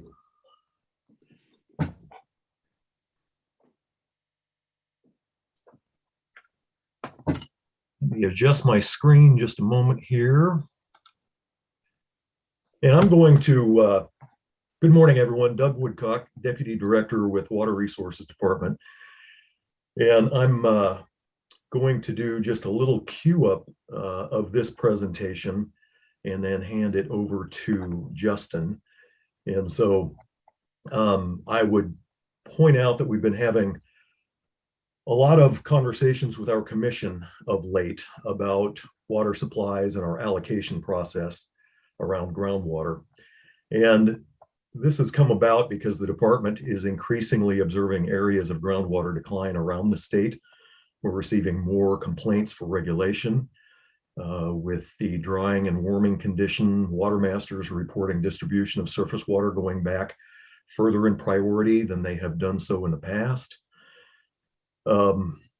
So, like I said, we've been having conversations with our commission, presented this information to our commission, and some of the factoids along with it that have gotten the commission's attention. And that is more than 70% of the groundwater applications result in new permits. Roughly 80% of the applications in areas of concern that we have identified result in permits. And many times the groundwater staff, when they are doing these evaluations, cannot determine whether the aquifer is over appropriated, and yet we still may issue that permit. And so, well, the reason, and I just point out the reason for that is that our current allocation process that we've been operating under since the late 80s really is focused on preventing the acute short-term impacts and basically allows those uses, those proposed uses whose impacts are of a more long-term nature.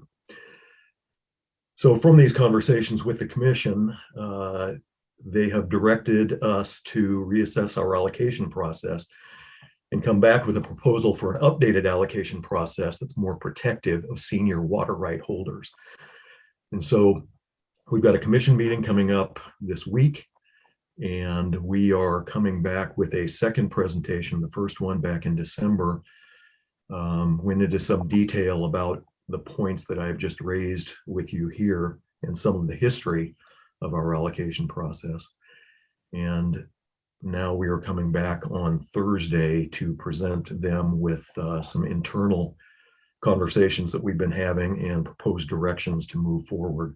So I'm going to turn it over to Justin now, and he can step us through the presentation.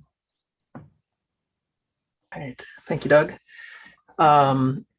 So this is a near final draft of the presentation that we'll be presenting on Thursday. And we'll step through with you folks, keep you informed and take any comments or questions that you've got on this approach. So first 3 slides here, just a recap of our December 3rd, 2021 meeting with the commission. First, want to just recap kind of the physical basis for what we're looking at here, which has been known for quite some time, 80 plus years, that from the standpoint of groundwater development, groundwater is just one portion of the hydrologic cycle. It's all a connected system, and that the water that we pump from wells is balanced by some change in the hydrologic system, put here by Tice, a loss of some water somewhere. Figure at the bottom is a conceptual model from a more modern 2012 USGS report titled Stream Flow Depletion by Wells, showing that in general, with pumping time, there's a change in where that groundwater is coming from. At early time, most water is from storage in the aquifer, so the creation of a cone of depression. And over time, as pumping continues for aquifers that are hydraulically connected to surface water, that stream flow depletion grows with time until it's the majority of the water that's produced by wells at long time periods. So a quick review of the mechanism of the use of groundwater storage and in short time, and the capture of water that would otherwise be seen as stream flow in late time. So we also talked in December about basically what Doug just discussed here up front, that our current groundwater review process typically looks at short-term impacts within a irrigation season, and typically looks at just the application on its merits. It doesn't take into account very well longer-term impacts or cumulative impacts of pumping over time. And over the past 50 plus years, again, as Doug just mentioned, we've seen areas of groundwater level declines and other areas where surface water flows are dropping over time. And both of these are at the expense of our senior users, both senior groundwater users and senior surface water users. So again, back in December, and before that in June, we took a look at this groundwater concerns map on the lower left here, showing areas where we've basically queried our database for concerning groundwater trends, mostly water level declines over time. And over to the lower right here is a picture that we've shown quite often of available stream flow in August according to our water availability and reporting system. And anything in the yellowish there does not have any available stream flow in the month of August. So very little surface water available for additional allocation. And again, allocating groundwater from hydraulically connected wells will continue to reduce that available stream flow. So we presented that again and had a pretty good discussion with our commission back in December.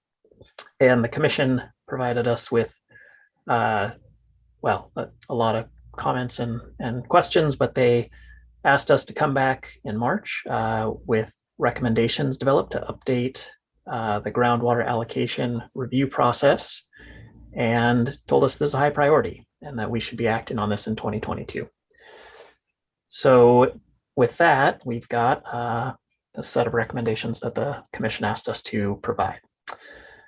So I want to start out and say that when we were thinking about this and coming up with a plan, we wanted to make sure that we had a basis in rule, and we're bumping along with our strategic plan as well as the integrated water resources strategy. So specifically, we were looking at Division 400 and 410, the policies and principles of the commission, mainly that groundwater and surface water shall be managed conjunctively. We also wanted to just note that this is part of our strategic plan to modernize our management of surface water and groundwater resources, and also that the IWRS 2017 version and recommended action 11E said that we should be looking to develop additional groundwater protections. And kind of more specifically, or drilling down further, all of the recommendations or concepts that we're going to be presenting are really tied in to the Division 400 definition of over-appropriated.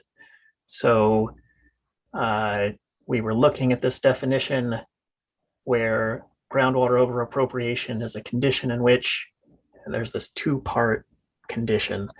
First of all is a groundwater budget portion.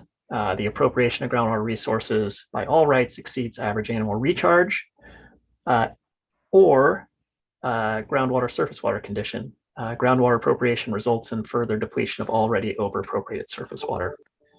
So we took that definition as well as a couple other primary goals. We've talked for a number of years at commission meetings off and on about this long-term and basin-wide perspective on groundwater allocation. So again, we wanted to kind of expand our view and ask, is water available for additional consumptive use? And we also wanted to be specific in our criteria so that we could eliminate this finding of cannot be determined. So we wanted to identify metrics or thresholds by which we could say yes or no, as opposed to information is not available, or we don't feel comfortable, addressing this component of the rule because of data availability. So we have three main concepts that we want to push forward. And again, all tied into the Division 400 definition of over-appropriated. First, we want to define reasonably stable water levels. So this is something that's come up a lot in the Harney Basin conversations that we've been having. We don't have a statewide definition of what a reasonably stable water level is, even though our statute tells us that reasonably stable water levels shall be determined and maintained.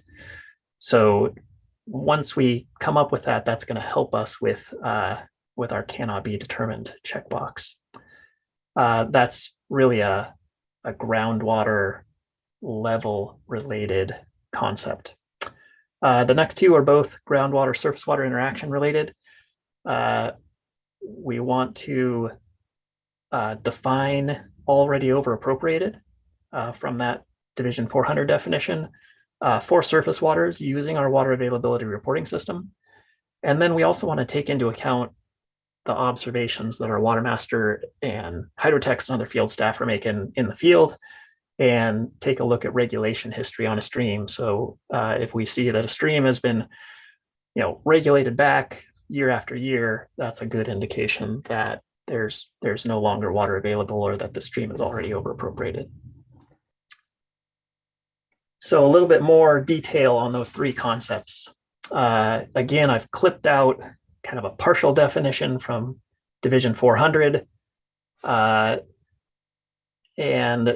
again, our issue currently is that we're looking strictly at this, we're looking at this definition, and it says the appropriation of groundwater resources by all rights, what I'm going to call water out of the system, exceeds the average annual recharge to a groundwater source, what I'm going to call the water into the groundwater system, over the period of record. So first of all, we don't have actual appropriation values for out.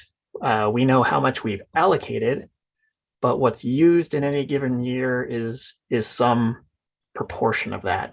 So that's been something that's been really difficult to quantify. And also it's been difficult to quantify for a given aquifer system. Further, we don't have average annual recharge on a scale that matches the geologic or aquifer complexity. So that's been, again, an issue in trying to tease out over appropriation. That said, we know from a basic water balance perspective that what comes in minus what's pumped out or flowing out to streams is going to equal a change in storage. So the balance of the in and the out is a change in storage, and that storage is observable as a change in water levels. And so I wanted to kind of make that real with an example and just show a clip. This was a slide that we presented back in June of 2021 regarding groundwater resource concerns. These are hydrographs for a number of wells here just north, and I guess one inside the Mount Angel groundwater limited area over kind of east side of the valley. Just for reference, these gray lines are a township or 36 square miles. And we can see that these wells down in the south end of this township are all kind of moving together, and they've all declined over time. And this dashed blue line here is a 50-foot decline from our highest known water level of about 100 feet. And that is a definition from Division 8, which is the definition of excessively declined. So while we don't have reasonably stable defined, we do have excessively declined, and here's an area where obviously water levels have dropped, and we can say that's not reasonably stable. Before I talk about reasonably stable, Marshall, go ahead. Your in versus out definition, in my way of thinking, is kind of missing a critical component, and that I think your out talked about groundwater withdrawn from the system by all water rights or something like that. Mm-hmm. But it seems to me that another big part of that equation is the natural groundwater discharge to streams and springs that may actually be feeding an existing water right. So how, in that water balance that you presented, how is stream flow and base flow to streams included in that? Yeah, so absolutely, and thank you. So we need to get at the groundwater surface water interaction in a complementary step. So I'll be talking about those options 2 and 3, or concepts 2 and 3 here in a few slides. And I guess I would build on what I said to say, pre-development, the groundwater system is in dynamic equilibrium. So the change in storage was, again, roughly in equilibrium or zero, right? Because what came into the groundwater system over time is balanced by what's discharging to streams or discharging to phreatophytes. So there's some balance point, and it's the change in the in both, in either the in component or the out component, right? Recharge can change over time, as we've seen, and so that's one piece, but also the development, or the basically putting in wells and pulling water out along the flow path. That's a change in the outside of the balance. So if we're seeing like what we see here in this hydrograph of these observation wells of water levels, dropping significantly over time, that's an indication of some change in the balance. And essentially the out component is more than the in component, and that's leading to a loss of storage over time. Now, I'll go to the next slide here and see if I can further answer your question, Marshall, while continuing on. Hey, Justin, can I jump in here just for a moment? Yeah, go ahead. Thank you, Marshall, for pointing that out, because as this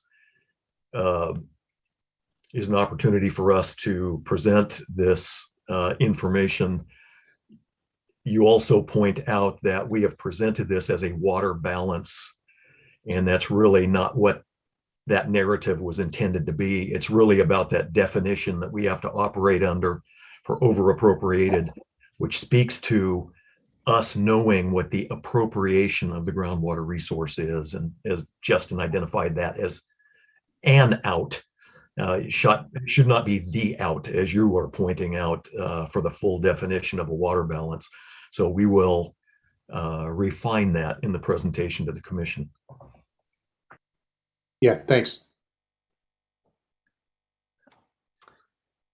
Okay, so I just showed an example near Mount Angel of very apparent set of water levels that are not reasonably stable, as in they've already tripped the definition of excessively declined. But some of the work that we have ahead of us is to define what reasonably stable is. And I'm going to try and make that point using this set of hydrographs. So these are several wells in the Deschutes Basin that are located from near the Cascades around Sisters, and then marching to the east to get closer and closer to the east side of the basin. And all these hydrographs are normalized to a starting point in 1995, so that we're really trying to compare not the absolute elevation of water levels in these wells, but how they all change over time on a similar scale. And you can see there, well, again, I'll say that there's the wells that are, purple, orange, red. These are wells that are generally west of the Sisters Fault Zone. You can see it's going to be helpful to have a map in a next iteration of this. But west of the Sisters Fault Zone, the wells with hydrographs in the middle are within the Sisters Fault Zone. And then as you head east of the Sisters Fault Zone, you get to the hydrographs in the cooler colors down below. And in the, I wonder if I can get a pointer here. Well, there we go. All right. So we can see in these wells west of the Sisters Fault Zone, near the Cascades, they're near a big recharge area. We can see that water levels rose 20 feet in the late 90s. And that's climatic cycle influence. And then in a drier period, they dropped. And if you can imagine us taking a look at new water right application in this area, and we were looking at these hydrographs, depending on kind of where we are in time and which part of the hydrograph we see, we could potentially infer different things without a long-term hydrograph. And so even though water levels dropped 20 feet between 2000 and 2005, they're still above where they were in 1995. So we want to try and figure out some way in which we can avoid picking little pieces, or at least understand the implications of the data that we have. Now, that said, we have other wells in the same basin, different area of the basin, that are part of the overall larger system that are responding quite differently. And we have wells that have really done nothing but decline, and maybe they've declined less rapidly and more rapidly depending on the climate cycle, but they're dropping off. And so for this group of wells, we've lost 30 feet-ish in 30 years. So maybe that's not something that we want to keep doing. And then we've got this intermediate set, and maybe we're losing less than a foot a year. And maybe that is reasonably stable. And I think that we've got some work and some discussion ahead of us to figure out exactly where that threshold lies. And once we find that threshold, or define it as best we can, then that is how we intend to go forward with our groundwater review process. So again, pointing out where we're going to have quite a bit of discussion with this committee, with stakeholders and others in the coming months. Justin? Go ahead, Mark. So thanks. Didn't mean to interrupt. I was preparing some questions, but Doug brought up a comment. One, thank you. Thank you for the start of this conversation. It's needed. So Doug, I'll just be straight. I hope this does get to a water balance situation, because we have to understand our water balance in order to make the decisions whether more water can be appropriated. I do understand in the midterm, where we don't have the water balance of the basins that we need, that there needs to be some change in definitions. But in order to ever get proactive into this conversation and start making allocations before we get to a point where we have an administrative area, eventually we got to get to the water balance, in my opinion. I do not disagree with you there, Mark. Again, for purposes of this presentation to the commission, we are really operating within our rules and statutes and our underlying authorities, but you are absolutely right from a hydrologic standpoint. Ultimately, that water balance is critical. Thank you.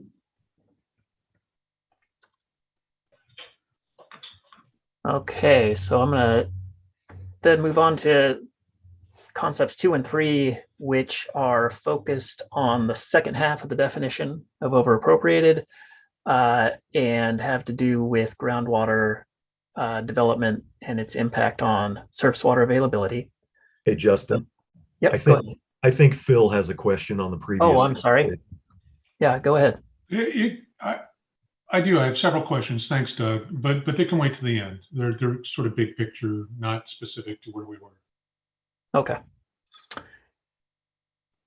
All right. I'm only seeing a subset of folks. So if I'm not calling on you, by all means, jump in. So, okay. So groundwater surface water interaction. Again, this slide comes from a USGS circular called Groundwater and Surface Water Single Resource, and it is intended to schematically simply point out, again, this concept that as an aquifer system is developed by wells, the water that comes out is, again, first taken from a depletion of storage to create this cone of depression, and then at late time, that's going to both capture water that would otherwise flow to the stream and can, if the conditions are right, actually pull water directly out of a stream to a well.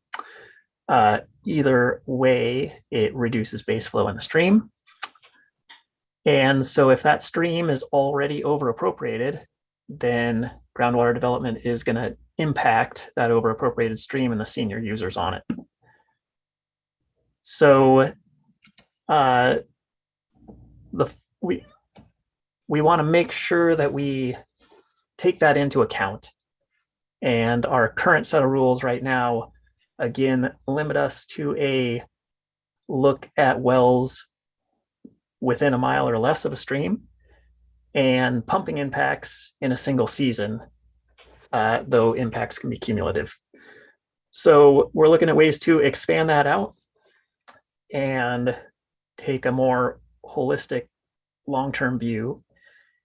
And one way to do that is to take a look at wells that are hydraulically connected to streams and whether or not that stream has water availability. So it would be something more akin to how we treat state scenic waterway impacts currently. And as far as surface water availability, again, as I said up front, we'd certainly want to take a look at, our water availability reporting system, for which we have essentially a modeled water balance of all these water availability basins in the state. And again, we show this slide quite a bit of water availability in August. And again, all these warmer yellowish colors have no water availability in August. So that would be quite a limitation on permits going forward. And that being said, we have a number of areas where we don't have water availability basins, or where the basin is very big, like the Oahe here. And so we also want to take into account our on the ground information. And the way that we've thought about doing that in our concept 3 here is by looking at our surface water regulation history. So this plot is something that we created in the past couple of weeks. In order to implement this, I think we'll have a bit of work to do to refine the scale at which we have this information, so it's not basin wide, but this just gives some indication of the earliest priority date to which surface water rights have been regulated in the past couple of years. And these darker orange values are all back to the 1800s. So in surface water bodies in many of these basins, especially in the south and the east side of the state, water masters are regulating back to 1800s priority dates. And again, in this situation, additional groundwater development of hydraulically connected groundwater flow paths that are otherwise providing base flow to these streams is going to come at the detriment of these senior users. So with that, again, that's kind of a broad overview of the direction that we're looking. We're going to need to convene an internal team to come up with details and to put those down on paper as draft rule updates. Then we're going to need to convene a rules advisory committee to get input on those draft rules. And as per the commission's direction, we're looking to propose rule adoption at the end of 2022. So that's where we're headed, and I am happy to hear folks' thoughts.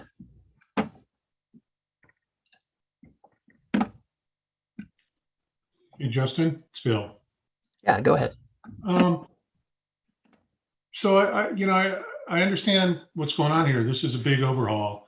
A couple of things came to mind while I was looking at this. In other states that I work in, they've come to similar conclusions and manage the resources conjunctively in a similar way to this. So it's not unusual to me.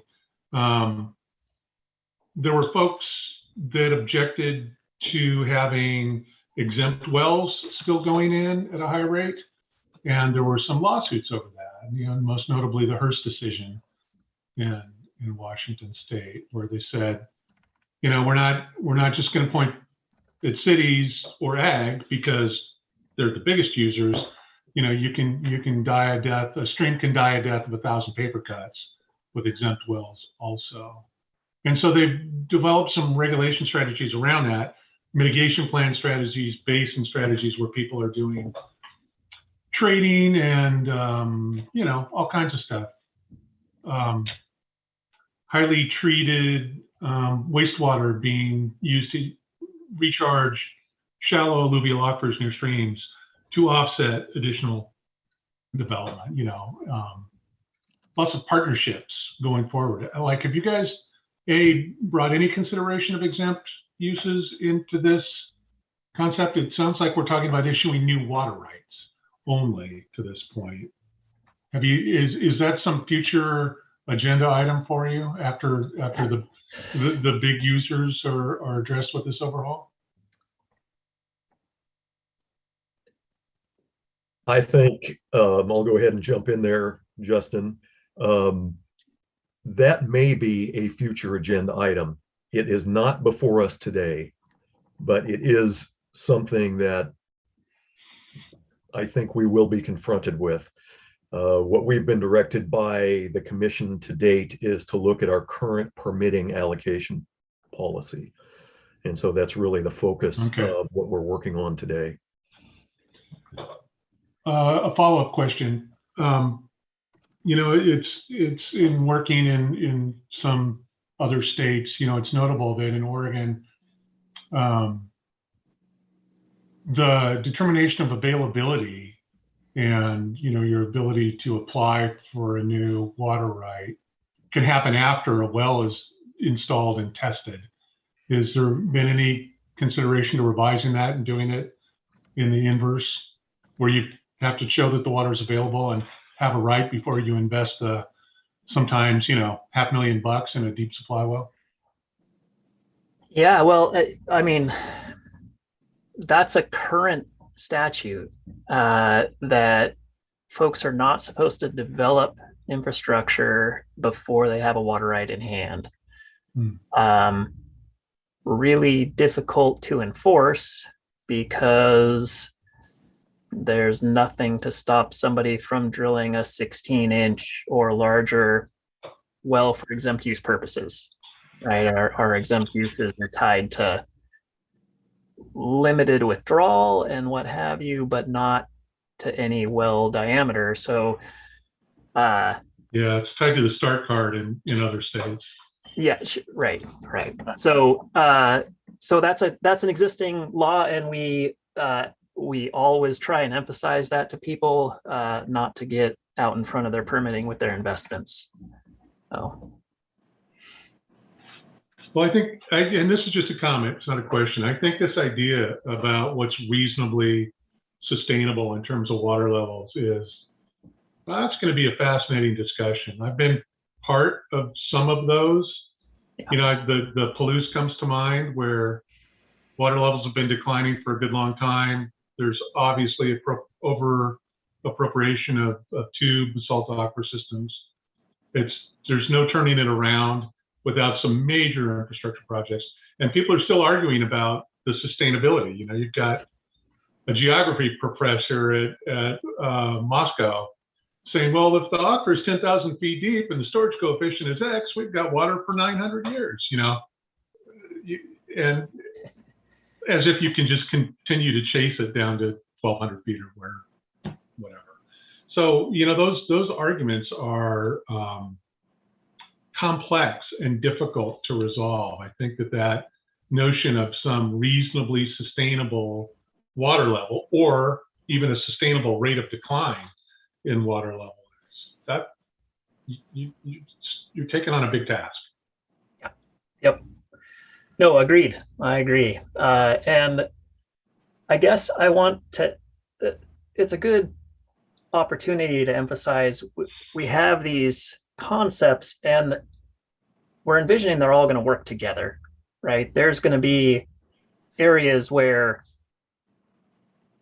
the connection to surface water just isn't that apparent. So, I mean, Mark's area in the Harney Basin is one of those, right? It's internally drained basin. Most of the groundwater flows toward, or historically flowed toward, Malheur Lake. And there, perhaps, in there, what we see is storage being pumped. So it's kind of similar to your Palouse aquifer example, or the Columbia River basalts in the Umatilla. So there we need some good definitions of how do we want to use that storage. in other places, and I should put this in, even in that example of Mount Angel that I gave, shallower wells in the alluvial systems are not declining. Those examples that I showed were all basalt wells. And in a shallower system, same location, water levels are pretty much flatline, but those water levels are capturing water that's otherwise flowing to the various creeks around there, and Zollner Creek and Abaquaw Creek and others. We've been seeing, I believe, reduced base flows in the summers on those. So that development, while the water levels remain stable, that's capturing through flow. So different hydrogeologic settings will have different proportions of storage versus surface water capture, and we need kind of both of these approaches, I think, to look at the overall health of the hydrologic system in general, and where is water available and where are we impacting senior users that are already being regulated off? Because I mean, ultimately, this is an issue where folks that have been using surface water and have early 1900s rights are starting to get curtailed off where they haven't in the past, and further developing groundwater that's providing base flow is a prior appropriation issue. So, Marshall?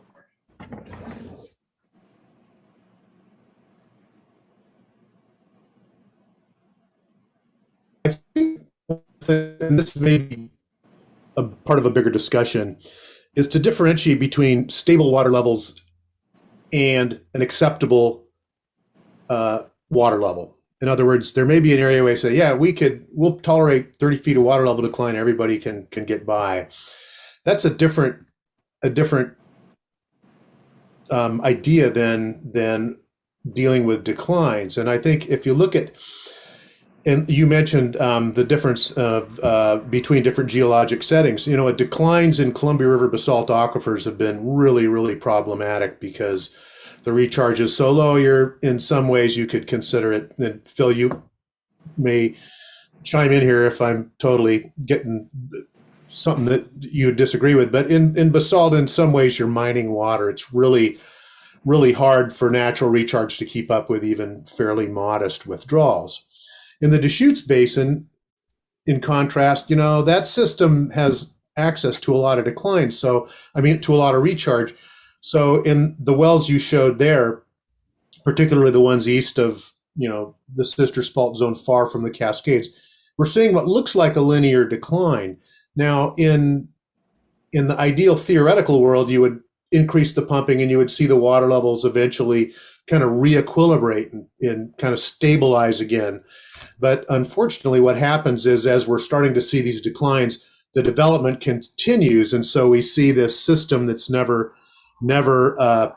has an opportunity to re-equilibrate. So one thing that you might want to consider, or at least have a discussion about, is a mechanism in this regulatory, you know, reinvention that allows for maybe a pause. So, okay, we're gonna sort of pause things and see if water levels, you know, it's the shape of that curve. If water levels start to stabilize at an acceptable level, and you think there's more room for more decline, then at a future date, sort of say, okay, we're going to open it up again. We're seeing things stabilize, but understanding that at the outset in any particular area might be difficult. So just something to think about. Yeah, go ahead. Well, yeah, that's my comment. The chair can call on you, Doug, if he chooses. Go ahead, Doug. Okay, thank you, Ken. It's a really good comment, Marshall. Thank you. One of the challenges that we have around this is that in taking a pause, it's one thing for us to say, okay, we're going to not continue to issue until we observe how this plays out in the long term. But all the while, previously issued permits are continuing to fully develop. And so even though you take that pause, there's still that increase in groundwater appropriation. So that's just one of the nuances we have to wrestle with here. Yeah, and Yeah, thanks. it's a good point too. And I guess again, Marshall, I would say that this is where we need the two-pronged approach, because water levels can hit a new equilibrium, right? And that addresses the water level decline. However, a new equilibrium basically just means that you're now fully capturing from what used to be discharge, right? So while the water levels can come to a new equilibrium, all that pumping is still water that's coming out of the chutes in this example. And if the chutes is over appropriated or not meeting its state scenic waterway, then turning it back on, we could get to another new equilibrium that's lower, and that would just be water out of the stream. So we're trying to come up with some process where we look at, again, as holistically as we can look at the system. And I read a journal article a few years back. There are limits to that concept where you can change the amount of groundwater recharge by affecting the change in storage, changing the gradients and everything. But there are thresholds to that as well. It's not an infinite, like, if in some cases I'm sure it's true. You lower the groundwater levels enough and you'll dry up the streams, right? But in other I guess more common instances, there are thresholds beyond which the stream depletion stops. It's like if you lower the water level below the base of the stream and the stream's just feeding to gravity, you can continue to lower the water level and that changes the rate of flux out of the stream. Yep. So those concepts have to come into. Yeah, absolutely. And again, then I'd say we'd go on to the other side of the coin, where if you disconnect from the stream and you've got an air break, I would call it, or some Lado zone between the two, so that your leakage is constant roughly, then more development's going to mean more use of storage, right? And yeah, theoretically you'd see the water levels drop. So one way or the other, go back to that very first slide of it's got to change the system somehow. So. And that's what you recognize is going to be the case all in Oregon, is that it's going to be all these things. Yeah. You're going to have every situation is going to have one of these things. And I'm going to beat the same old drum that I always beat. There's more things to do about the in, or rebalancing the water balance than just throttling back the out. I bring up Pendleton most of the time because, even in this discussion, I feel like sometimes we forget that you can change the rate of in. Yeah. If there's water available in the winter, you can change the water balance. And sometimes everybody's reaction to that is that it's a scale-dependent argument and it's an overwhelming task and perhaps not feasible. And then you look at Pendleton and the size of that aquifer. It's not one of these small blocks, that have been regulated off. That aquifer appears really large, and the rate of recharge that they've increased there through their ASR program has made a significant difference on the rate of decline on a semi-regional basis. So those outcomes are possible. Yep. Mark? And thanks, Ken. And we could talk about this one all day, the idiosyncrasies of what this will entail. But first of all, thank you for starting the conversation. I still think the biggest threat to ecological, potable, and economic water in the state is overappropriation. We got to figure out how we cut off the blood loss before we start working with those basins that have bled out. We can't continue to develop Harney basins, Klamath basins, Umatilla basins. So it looks like it got a path forward, Doug and Justin, on the areas of the state that have some data. But we still have 53% of the state that has no concerning data or no data available. Could you summarize shortly on what would your answer be on a water application if no water is available and no data is available to make that determination, Justin?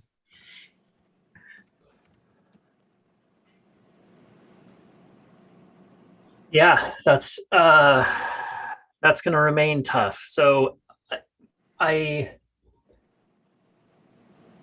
think that in our most developed areas, like this is going to have an impact in those areas where our Division 9 rules of groundwater surface water interaction have allowed for continued incremental development outside of a mile from a stream.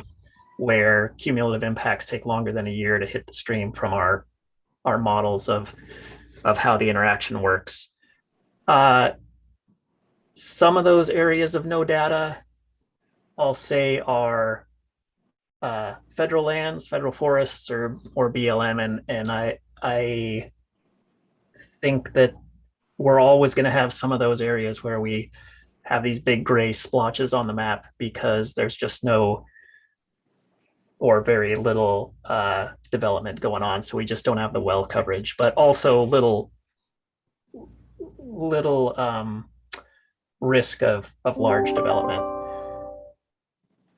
I can think of some places that are still at risk, similar to the Harney Basin. And I don't have the answer to this. I think this is something that we're going to need to work on and come up with some specific concepts. But Southern Harney County, actually I'm going to forget the name of it, but we've seen some applications down near the Nevada border where we don't have, excuse me? Fields denial. It doesn't matter, Justin. Could be fields, but so in any case, we've taken the TAC, and this is recent. This is the last year or two. The first one or maybe two that came in, we approved with conditions. And we did that because we didn't have any data to look at least on the Oregon side of the border. And there was very little development. And so and this has been our historic practice, is we'll say, okay, we'll allow development and we will require monitoring and reporting. And then we'll look at how that water level information goes as that development progresses before we approve more. So I'm contrasting this with what happened in the Harney, right? We did something similar around Brothers, actually, where we approved a new application that was far from anything else we had. And then a second one came in and we proposed to deny because we said, well, there's already a development that's permitted. It hasn't fully built out. We want to wait until that happens. And that was, again, in response to what we saw happen in the Harney Basin and adjusting based on that. I don't know that that's a terribly satisfying answer to your question, but that's where we're at now and what we've done in the past couple recent instances. But you're right, we're certainly, there's still areas, especially in the southeast part of the state, where we're just limited, and people are going to want to develop over time. And I think that just being more cautious about letting that development, the ones that are permitted, letting those develop and seeing the impacts on the water table before we issue more is going to be important. And I don't know what kind of rules we may or may not need to do that, but I think seeing what happens, like you said, we don't want to stack up permits that are going to be developed over the next decade, one on top of the other, and then 10 years down the line say, oh, whoops, because it's very difficult to pull those back, as you know. Go ahead, Marshall. Justin and Doug, isn't part of the answer to Mark's question, it takes my mind right back to your surface water availability map. So you say, I'm not really sure how you guys define no data available. It kind of depends on the way you look at it. And you've already brought up the surface water availability and the regulatory history map. It seems to me that those are data. Those are bits of information that allow you to make, sort of a defensible decision. Maybe, to deny an application or at least alter your something from the sort of the historical practices. But so I think part of the problem, part of the way to deal with that problem is to redefine your definition of data and the base of knowledge that you are comfortable using making a decision. Yeah, thank you for that, Marshall, for bringing us back around here, because that's really how this is what we're thinking, I guess, in our structuring of this is much more reliance on the surface water component. But I think the parsing this out a little bit and getting to Mark's question here, in those areas where we don't have that strong surface water connection here, and we don't have the groundwater information, that's where things are going to get difficult. And we know it's going to be a challenge to come up with something that is satisfying. But we have committed to the commission that we are going to come up with a process that gets us over this hurdle of cannot be determined to be over appropriated. And so a lot of more conversation to be had around this. Last comment, and I'll be quiet if that's okay, Ken. That's fine. One, thank you. That was an unfair question, Justin. I know you're working through that process, but I just wanted to see the gears churn in real time. So when we start looking at a definition of reasonably stable, I just want to put out a cautionary tale. So we hope to stop the blood flow for those that aren't at a condition that's unreasonably stable, where they don't get there. But there are several communities around the state that have been allowed to get to unreasonably stable. One of my communities is one of them. So we have to make sure when we change that definition, that does not also have different unintended consequences where we got to get back to reasonably stable and in a short enough period of time where it's going to ruin communities. Just put that out there. So. Well, I got one comment, and it's more of a comment, and it goes back to what Phil was saying about the exempt uses. And I think there has to be some more, I'm not going to say regulation by a long shot, but a lot more thought into some of this exempt use stuff because of what's going on in the Upper Klamath Basin with they're trying to get these cattlemen to fence off the rivers and the streams and then drill a stockwater well. Supposedly it's an exempt use, but then it could still possibly be called on and be turned off. And you can't ask these guys to do both. And so there's got to be some real thought put into that somehow. So does anybody else have any comments or questions for Doug or Justin?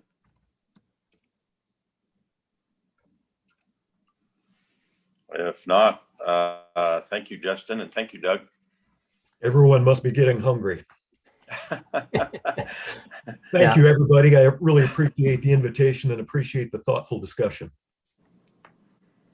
And we'll be having more discussion on this. Obviously there'll be a rule process. That'll be something that we'll take this committee's input on.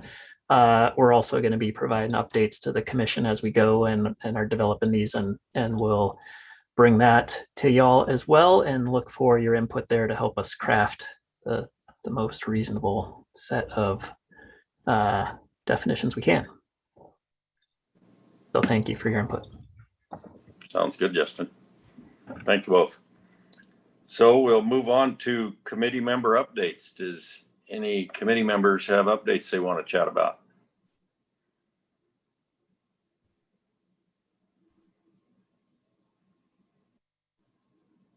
Richard?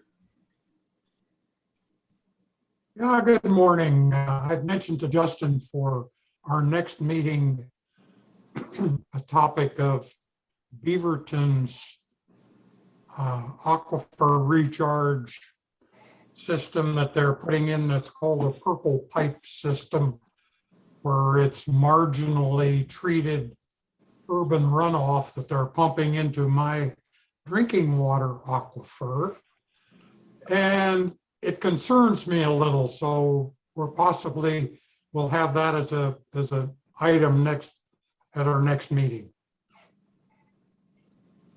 Sounds Just good. wanted to throw it out so everybody could mull it around a little. Sounds very good. Anybody else? Ken, I would just state some concern of the upcoming year. I mean, we're in a historic 800-year drought. Things are getting worse. Tough conversations are going to happen on groundwater. One was presented to us today in the Klamath Basin on no drought declarations or drought SIPs for groundwater. This committee is going to have a lot of challenges hopefully put at it It's going to be tough for ag. It's going to be tough for economics. It's going to be tough for social. It's a bad situation, Ken, as you know personally in the area that you're at. Thank you, Mark. And that is true. And I got very mixed emotions about, not allowing the drought permits, because I think the wells on the Oregon side are not affecting us anywhere close to the amount the ones on the California side are affecting them. And especially in that Maryland area.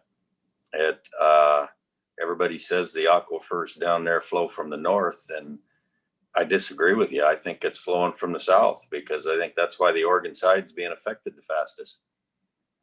So, yeah, it's tough. Any other comments? If not, we'll move on to public comment. Is there any public comment?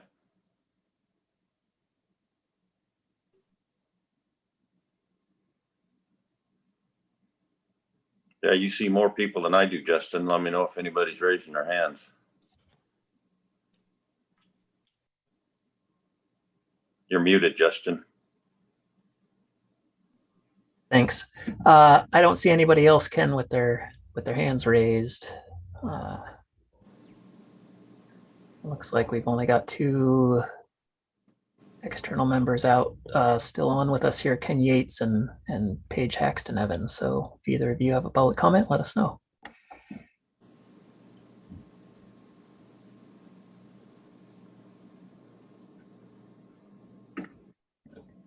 All right, doesn't look like it. Well, all right. Well, with that, I guess, unless anybody's got something else.